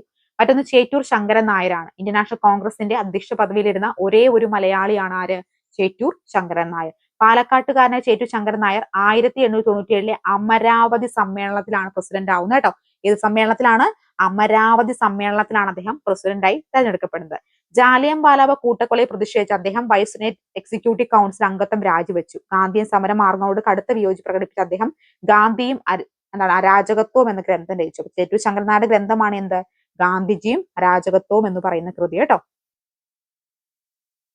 തിരുവിതാംകൂർ രാഷ്ട്രീയ പ്രക്ഷോഭത്തിന് ആരംഭം കുറിക്കുകയും 1891 മലബാറി മെമ്മോറിയലോട് കൂടി സർക്കാർ ജോലികളിൽ തിരുവിതാംകൂറുകാർക്ക് മതിയായ പ്രാതിനിധ്യം ആവശ്യപ്പെട്ടുകൊണ്ട് ബാരിസ്റ്റർ GP പിള്ളയുടെ നേതൃത്വത്തിൽ 10,000-ലധികം പേർ ഒപ്പിട്ട മെമ്മോറാണ്ടം മഹാരാജാവിന് സമർപ്പിച്ചു. ഇത് മലയാളി മെമ്മോറിയൽ എന്നറിയപ്പെടുന്നു. അപ്പൊ എന്താണ്? 1891 എന്ത് വരുന്നത്? മലയാളി മെമ്മോറിയൽ വരുന്നത്. അതായത് തിരുവിതാംകൂറിലെ ആളുകൾക്ക് സർക്കാർ ജോലികളിൽ കൃത്യമായിട്ട് പ്രാതിനിധ്യം വേണമെന്ന് ആവശ്യപ്പെട്ടുകൊണ്ടാണ് 1891 മലബാർ മെമ്മോറിയൽ വരുന്നത്. 1896 ഡോക്ടർ പൽപ്പു ഈഴവർ അനുഭവിക്കുന്ന പ്രയാസങ്ങൾ ചൂണ്ടിക്കാട്ടി ഈഴ മെമ്മോറിയൽ മഹാരാജാവിന് സമർപ്പിച്ചു. തിരുവിതാംകൂർ ദിവാനെ വിമർശിച്ചതിന് പേരിൽ സ്വദേശാഭിമാനി പത്രത്തിന്റെ പത്രാധിപരായ രാമകൃഷ്ണ പിള്ളയെ നാടുകടത്തി ചില രാഷ്ട്രീയ ചലനങ്ങൾ സൃഷ്ടിച്ചു. തിരുവിതാംകൂർ ഉടനീളം വിദ്യാർത്ഥി പ്രക്ഷോഭങ്ങൾ വളർന്നു വന്നു. സർക്കാർ ഉദ്യോഗങ്ങൾ, നിയമസഭയിൽ ജനസംഖ്യ അനുപാതികമായി സംവരണം ആവശ്യപ്പെട്ടുകൊണ്ട് ക്രിസ്ത്യൻ, മുസ്ലിം, ഈഴവ സമുദായക്കാർ 1932 നിവർത്തന പ്രക്ഷോഭവും ആരംഭിച്ചു. അപ്പൊ നോക്കണേ, തിരുവിതാംകൂറില് തദ്ദേശീയർക്ക് ജോലി ലഭിക്കണം, അല്ലെങ്കിൽ അവർക്കും ഗവൺമെന്റ് ജോലി പ്രാതിനിധ്യം വേണം എന്ന് പറഞ്ഞുകൊണ്ടാണ് ഇന്ന് നടക്കുന്നത് നമ്മുടെ മലയാളി മെമ്മോറിയൽ 1891 നടക്കുന്നത്. 1896 ഡോക്ടർ പൽപ്പുവിന്റെ നേതൃത്വത്തിൽ ഈഴവർക്കും സർക്കാർ ജോലി പ്രാതിനിധ്യം നൽകണമെന്ന് പറഞ്ഞ് ഈഴവ മെമ്മോറിയലും വരുന്നു. 1932 എന്താണ്? ക്രിസ്ത്യൻ, മുസ്ലിം, ഈഴവ സമുദായക്കാർ നിവർത്തന പ്രക്ഷോഭം ആരംഭിക്കുന്നു. ജനസംഖ്യ അനുപാതികമായി സംവരണം ആവശ്യപ്പെട്ടുകൊണ്ടാണ് ഇവര് ഇത് ആരംഭിക്കുന്നത്. നിവർത്തന പ്രക്ഷോഭം ആരംഭിച്ചു. NB ജോസഫ്, PK കുഞ്ഞ്, C കേശവൻ എന്നിവരുടെ നേതൃത്വത്തിൽ ഉത്തരവാദിത്വ ഭരണത്തിനുള്ള സമരം നടന്നു. 1938 പട്ടം താണുപിള്ള റെസിഡന്റായി തിരുവിതാംകൂർ സ്റ്റേറ്റ് കോൺഗ്രസ് രൂപീകരിച്ചു. അപ്പൊ 1938 പട്ടം താണുപിള്ള റെസിഡന്റായി തിരുവിതാംകൂറിൽ സ്റ്റേറ്റ് കോൺഗ്രസ് രൂപീകരിച്ചോടെ തിരുവിതാംകൂർ രാഷ്ട്രീയ പ്രവർത്തനങ്ങൾക്ക് സജീവമാക്കാൻ തുടങ്ങി. ദിവാൻ സർ CP രാമസ്വാമി അയ്യരുടെ ഭരണപരിഷ്കാരങ്ങൾക്കെതിരെ 1946 നടന്ന പുന്നപ്ര വയലാർ സമര തൊഴിലാളികൾ രാഷ്ട്രീയ രംഗത്ത് വന്നു. ആ പുന്നപ്ര വയലാർ സമരം എന്ന് നടക്കുന്നേ 1946 സർ CP രാമസ്വാമിയുടെ ഭരണപരിഷ്കാരങ്ങൾക്കെതിരെയാണ് എന്ത് വരുന്നത്? 1946 പുന്നപ്ര വയലാർ സമരം നടക്കുന്നത്. ഇനി ദിവാനായ ഷൺമുഖ ചെട്ടി വൈദ്യുതി വിതരണം സ്വകാര്യ കമ്പനിയെ ഏൽപ്പിച്ചതിനെതിരെ നടന്ന ഇലക്ട്രിസിറ്റി സമരം എവിടെ നിന്നാണ് നടന്നേ? 1936 തൃശൂർ ജില്ലയിലാണ് ഇലക്ട്രിസിറ്റി സമരം നടക്കുന്നത്. കൊച്ചിയിൽ ഉത്തരവാദ ഭരണത്തിനുള്ള പ്രക്ഷോഭങ്ങൾ ആരംഭിക്കുന്നു. എന്നാൽ തിരുവിതാംകൂറിനെ പോലെ കൊച്ചിയിലും പ്രക്ഷോഭം ശക്തമായിരുന്നില്ല.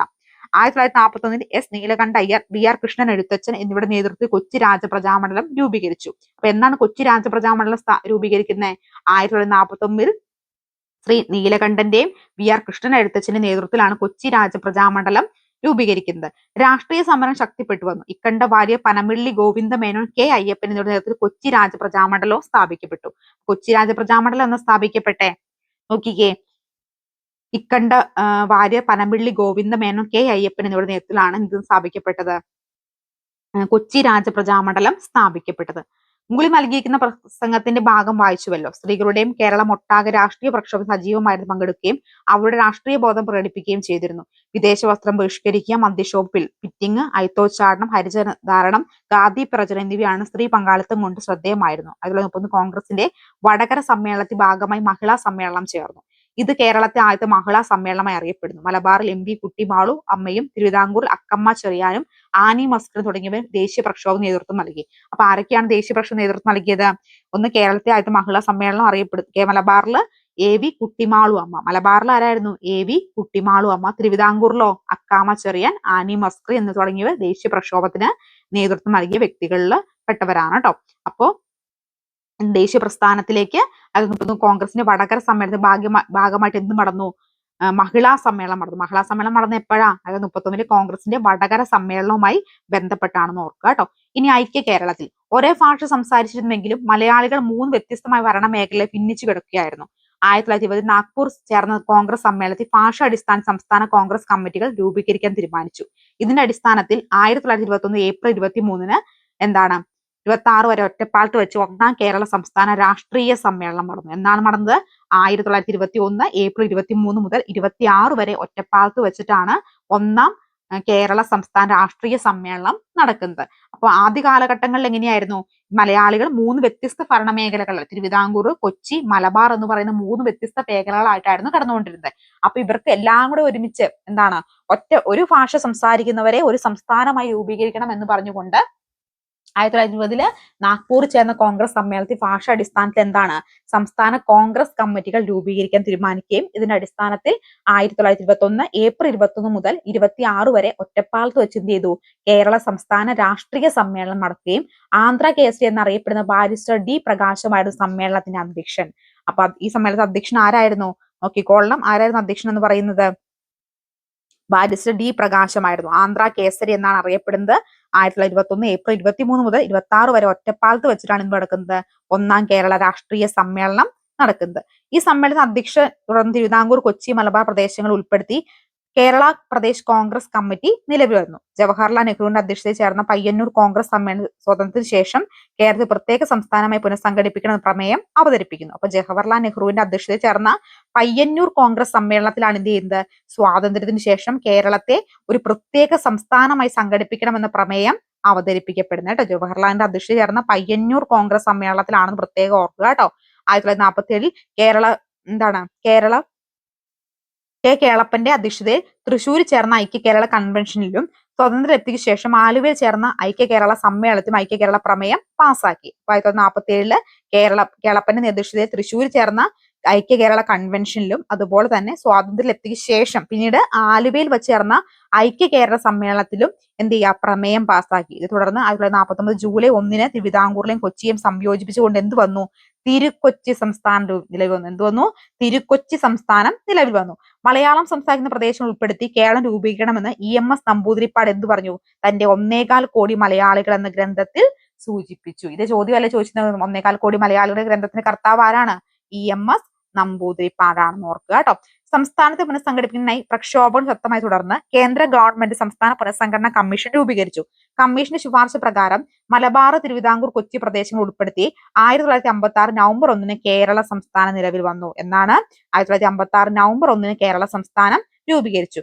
തിരുവിതാംകൂറിന്റെ ഭാഗമായിരുന്ന തോവള, അഗസ്തീശ്വരം, കൽക്കുളം, വിളവൻകോട് എന്നീ താലൂക്കുകൾ മദുരാശി സംസ്ഥാനത്തിന് വിട്ടുകൊടുക്കുകയും തെക്കൻ കർണാടകത്തിന്റെ ഭാഗമായിരുന്ന കാസർഗോഡ്, ഹോർദുർഗ് താലൂക്ക് കേരളത്തോട് കൂട്ടിച്ചേർക്കുകയും ചെയ്തു. അപ്പൊ തിരുവിതാംകൂറിന്റെ ഭാഗമായിരുന്നിട്ടുള്ള തോവള, അഗസ്തീശ്വരം, കൽക്കുളം, വിളവൻകോട് താലൂക്കുകൾ മദുരാശി സംസ്ഥാനത്തിന് വിട്ടുകൊടുത്തുകൊണ്ട് തെക്കൻ കാസർഗോഡത്തിന്റെ ഭാഗമായി കാസർഗോഡ്, ഹോസ്ദുർഗ് താലൂക്കുകൾ കേരളത്തോട് കൂട്ടിച്ചേർക്കുകയും ചെയ്തിട്ടുണ്ട് കേട്ടോ. ഇനി യൂറോപ്യന്മാരുടെ വരവ് എന്താ? പോർച്ചുഗീസുകാര്, ഡച്ചുകാര്, ഇംഗ്ലീഷുകാര്, ബ്രിട്ടീഷുകാര്. ആദ്യകാല ചെറുത്തുനിൽപ്പുകളൊക്കെയോ പഴശ്ശിരാജാവ്, വേലുത്തമ്പി, പാലിയത്തച്ഛൻ. സാമ്പത്തിക മാറ്റങ്ങളോ? ലോകവോളത്തിന് ഭാഗമായി ഭൂഖണ്ഡങ്ങളിലെ മറ്റു മാറ്റങ്ങൾ, കൃഷിയുടെ വാണിജ്യവൽക്കരണം, വ്യവസായങ്ങളുടെ വളർച്ച. സാംസ്കാരിക സാമൂഹിക രംഗങ്ങളിലെ മാറ്റങ്ങളോ? വിദ്യാഭ്യാസം, നയം, ആരോഗ്യം, സാമൂഹ്യ പരിഷ്കരണ പ്രസ്ഥാനങ്ങൾ, വൈക്കം സത്യാഗ്രഹം, ഗുരുവായൂർ സത്യാഗ്രഹം, ക്ഷേത്രപ്രവേശന വിളംബരം. പിന്നെ ദേശീയ പ്രസ്ഥാനങ്ങളോ? നിസ്സഹരണ സമരം, നിയമലംഘന സമരം, ക്വിറ്റ് ഇന്ത്യ സമരം, ഐക്യ കേരള സമരം എന്നിവ. അപ്പൊ എന്തൊക്കെയാണ് പ്രധാനമായിട്ട് ഈ ഒരു ചാപ്റ്ററിൽ നമ്മൾ പറഞ്ഞിട്ടുള്ളത്? ഇതിനകത്തും പറയുന്നത് വാസ്കോഡ് ഗാമ കേരളത്തിലേക്ക് വന്നതും അതുമായി ബന്ധപ്പെട്ട് നിൽക്കുന്ന കാര്യങ്ങളും, അതുപോലെ തന്നെ എന്താണ് ഡച്ചുകാർ പോർച്ചുഗീസ് കേരളത്തിന് തുരത്തിയ വർഷം ഏതായിരുന്നു? 1663 കുളച്ച് യുദ്ധം നടന്നെന്ന 1741 എന്ത് നടക്കുന്നത്? കുളച്ചൽ യുദ്ധം നടക്കുന്നത്. കുളച്ച് യുദ്ധം ഡച്ചുകാരെ പരാജയപ്പെടുത്തിയത് ആരായിരുന്നു? മാർത്താണ്ഡവർമ്മയായിരുന്നു. കുളച്ചൽ യുദ്ധത്തെ സംബന്ധിച്ച് ഹിസ്റ്ററി ഓഫ് കേരള എന്ന കൃതി രചിച്ചത് ആരാ? സർദാർ KM പണിക്കരാണ്. ബ്രിട്ടീഷുകാരുടെ ഏറ്റവും പ്രധാനപ്പെട്ട സൈനിക കേന്ദ്രം ഏതായിരുന്നു? അഞ്ചുതെങ്ങ് കലാപമായിരുന്നു. ബ്രിട്ടീഷുകാർക്കെതിരെ നടന്ന ആദ്യത്തെ സംഘടിത കലാപം ഏതായിരുന്നു? ആറ്റിങ്ങ കലാപമായിരുന്നു. 1721 എന്ത് നടക്കുന്നത്? ആറ്റിങ്ങ കലാപം നടക്കുന്നത് നമ്മൾ പറഞ്ഞു. പിന്നെ നമ്മൾ കുളച്ച് യുദ്ധത്തെ കുറിച്ച് പറഞ്ഞു. മാർത്താണ്ഡവർമ്മയും ഡച്ചുകാരും തമ്മിലാണ് എന്ത് നടക്കുന്നത്? കുളച്ച് യുദ്ധം ഓഗസ്റ്റ് 10 നടക്കുന്നു. പിന്നെന്ത് പറഞ്ഞു നമ്മള്? പഴശ്ശിരാജാവിനെ കുറിച്ച് പറഞ്ഞു. ബ്രിട്ടീഷ് ശക്തമായ ഒളിപ്പേരുകൾ പഴശ്ശിരാജാവിനെ സഹായിച്ചത് ആരൊക്കെയായിരുന്നു? ചെമ്പൻ പോക്കർ, കൈതേരി അമ്പു നായർ, എടച്ചേന കുങ്കൻ നായർ, തലക്കൽ ചന്തു എന്നിവയാണ് പഴശ്ശിരാജാവ് യുദ്ധം സഹായിച്ച കുറിച്ച് നേതാവ് ആരായിരുന്നു? തലക്കൽ ചന്തു ആയിരുന്നു. എന്നാണ് പഴശ്ശിരാജാവ് വീരമൃത്യു വരിച്ചത്? 1805 നവംബർ 30 പഠിച്ചു. നമ്മളെവിടെ വെച്ച്? മാനന്തവാടിയിൽ വെച്ച് പഴശ്ശിരാജാവിനെ ബ്രിട്ടീഷ് രേഖകളിൽ പൈച്ചി രാജ, കൊട്ടിയോട്ട് രാജ എന്നീ പേരുകളിലൊക്കെ അറിയപ്പെടുന്നുണ്ട്. അതുപോലെ പിന്നെ നമ്മൾ എന്ത് പഠിച്ചു? കേരളത്തിൽ നടന്ന റെയിൽപാത നിർമ്മിച്ചത് ആരായിരുന്നു? ബ്രിട്ടീഷുകാരായിരുന്നു. ആദ്യത്തെ റെയിൽപാത എവിടെ മുതൽ എവിടെ വരെ ആയിരുന്നു? ബേപ്പൂര് മുതൽ തിരൂര് വരെ ആയിരുന്നു. നിർമ്മിച്ചത് 1861 അത് നിർമ്മിക്കപ്പെട്ടത് നമ്മൾ പറഞ്ഞു. അതുപോലെ തന്നെ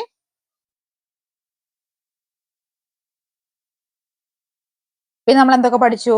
ലോഗൻ കമ്മീഷന്റെ ശുപാർശ പ്രകാരം മലബാർ കുടിയായ്മ നിയമം എന്ന് നിലവിൽ വന്നു? 1929 നിലവിൽ വന്നു എന്ന് പറഞ്ഞു. പിന്നെ തിരുവിതാംകൂർ സർക്കാർ പണ്ടാരപ്പാട്ട് വിളംബരം പുറപ്പെടുവിച്ചതെന്ന 1865 പണ്ടാരപ്പാട്ട് വിളംബരം പുറപ്പെടുവിക്കുന്നത്. പിന്നെ ജന്മി കുടിയായ നിയമം പാസ്സാക്കപ്പെട്ടതെന്ന അത് 1896 നമ്മൾ പറഞ്ഞു. കൊച്ചിയിൽ കുടിയായ്മ നിയമം നിലവിൽ വന്നെന്ന 1914 കൊച്ചിയിൽ കുടിയായ്മ നിയമം നിലവിൽ വന്നതെന്ന് കൂടി ഒന്ന് ഓർക്കുക കേട്ടോ. കേരളത്തെ ആദ്യത്തെ കയർ ഫാക്ടറി ആലപ്പുഴയിൽ സ്ഥാപിതമായി എന്ന് 1899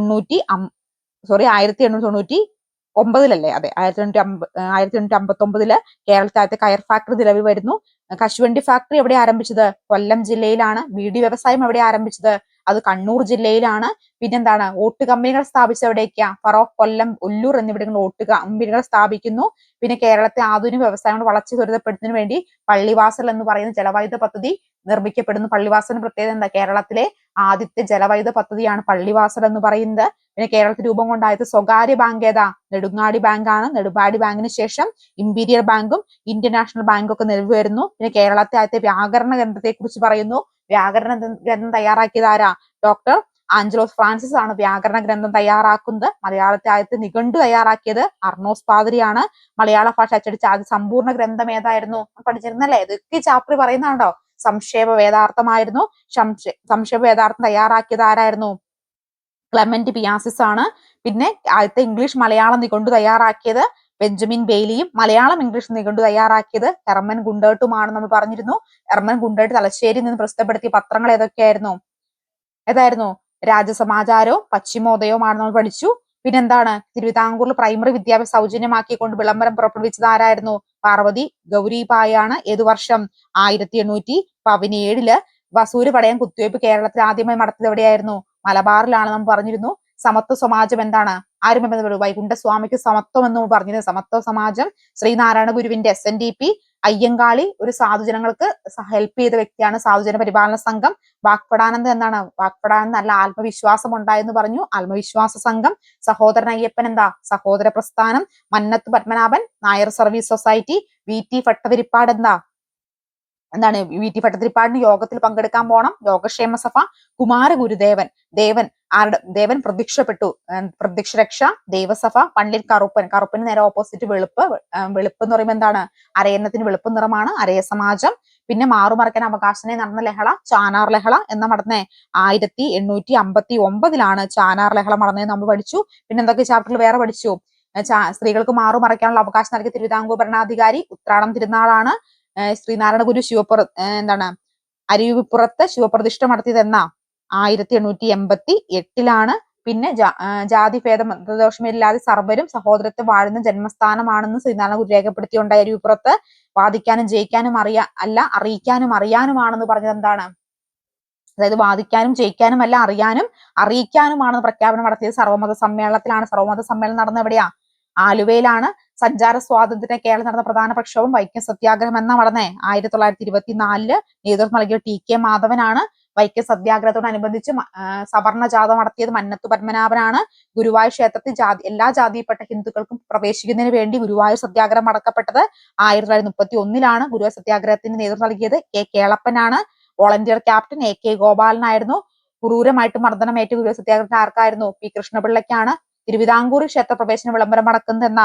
1936 നവംബർ 12 നമ്മൾ പഠിച്ചു. അതുപോലെ മലബാറിൽ ജില്ലാ കോൺഗ്രസിന്റെ പ്രഥമ സമ്മേളനം നടക്കുന്നത് 16 പാലക്കാട് വെച്ചിട്ടാണ്. അധ്യക്ഷ സ്ഥാനം വഹിച്ചത് ആനി ബസന്റ് ആണ് നമ്മൾ പറഞ്ഞു. പിന്നെ ഖിലാഫത്ത് പ്രസ്ഥാനം ബന്ധപ്പെട്ട് ഷൗക്കത്ത് അലിയും ഗാന്ധിജിയും കോഴിക്കോട് എത്തിയത് 1920 മലബാർ രൂപീകരിച്ച ഖിലാഫത്ത് കമ്മിറ്റി പ്രസിഡന്റ് കട്ടളശ്ശേരി മുഹമ്മദ് മൗലവിയാണെന്ന് പറഞ്ഞിരുന്നു. പിന്നെന്താണ്? മലബാർ കലാപത്തിന്റെ ഫലമായി മലബാറിലുണ്ടായ സമരമായിരുന്നു പൂക്കോട്ട് യുദ്ധം എന്ന് പറഞ്ഞു. പിന്നെ നമ്മൾ പറഞ്ഞു 1930 പയ്യന്നൂർ നിയമസംഘ പ്രസ്ഥാനം നേതൃത്വം നൽകിയത് കേളപ്പനാണ്. 30 കോഴിക്കോട് നിയമസംഘ പ്രസ്ഥാനം നേതൃത്വം നൽകിയത് മുഹമ്മദ് അബ്ദുറഹിമാൻ സാഹിബ് ആണെന്ന് പറഞ്ഞു. പിന്നെ ചേറ്റൂർ ശങ്കരനാരായണനെ കുറിച്ച് പറഞ്ഞല്ലേ? ഇന്ത്യൻ നാഷണൽ കോൺഗ്രസിന്റെ അധ്യക്ഷ പദവിയിലിരുന്ന ഒരേ ഒരു മലയാളിയാണ് അദ്ദേഹം. ഗാന്ധിജിയും അരാജകത്വം എന്ന ഗ്രന്ഥം രചിച്ച വ്യക്തിയാണ്.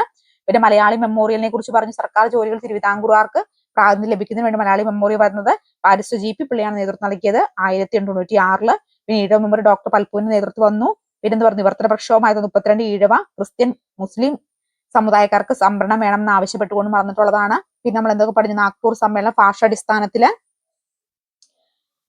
എന്താണ്? ഭാഷാടിസ്ഥാന സംസ്ഥാനം രൂപീകരിക്കുന്നതിന് വേണ്ടി വന്നിട്ടാണ് നാഗ്പൂർ സമ്മേളനം. ഒന്നാം കേരള സംസ്ഥാന രാഷ്ട്രീയ സമ്മേളനം ഒറ്റപ്പാലം 1920 T പ്രകാശം ആന്ധ്ര കേസരി എന്ന പേരിൽ അറിയപ്പെടുന്ന ആരാ? T പ്രകാശമാണ്. ഇത്രയൊക്കെയാണ് പ്രധാനമായിട്ട് ഒരു ചാപ്റ്ററിൽ നമ്മൾ പറഞ്ഞു വെച്ചത്. ഈ ചാപ്റ്ററിൽ മുഴുവൻ കാര്യങ്ങൾ എല്ലാവരും പഠിക്കണം കേട്ടോ. വളരെ ഇമ്പോർട്ടന്റ് ആണ്. അപ്പൊ നമുക്ക് അടുത്ത ക്ലാസ്സിൽ അടുത്തൊരു വീഡിയോയുമായി കാണാം. Thank you so much.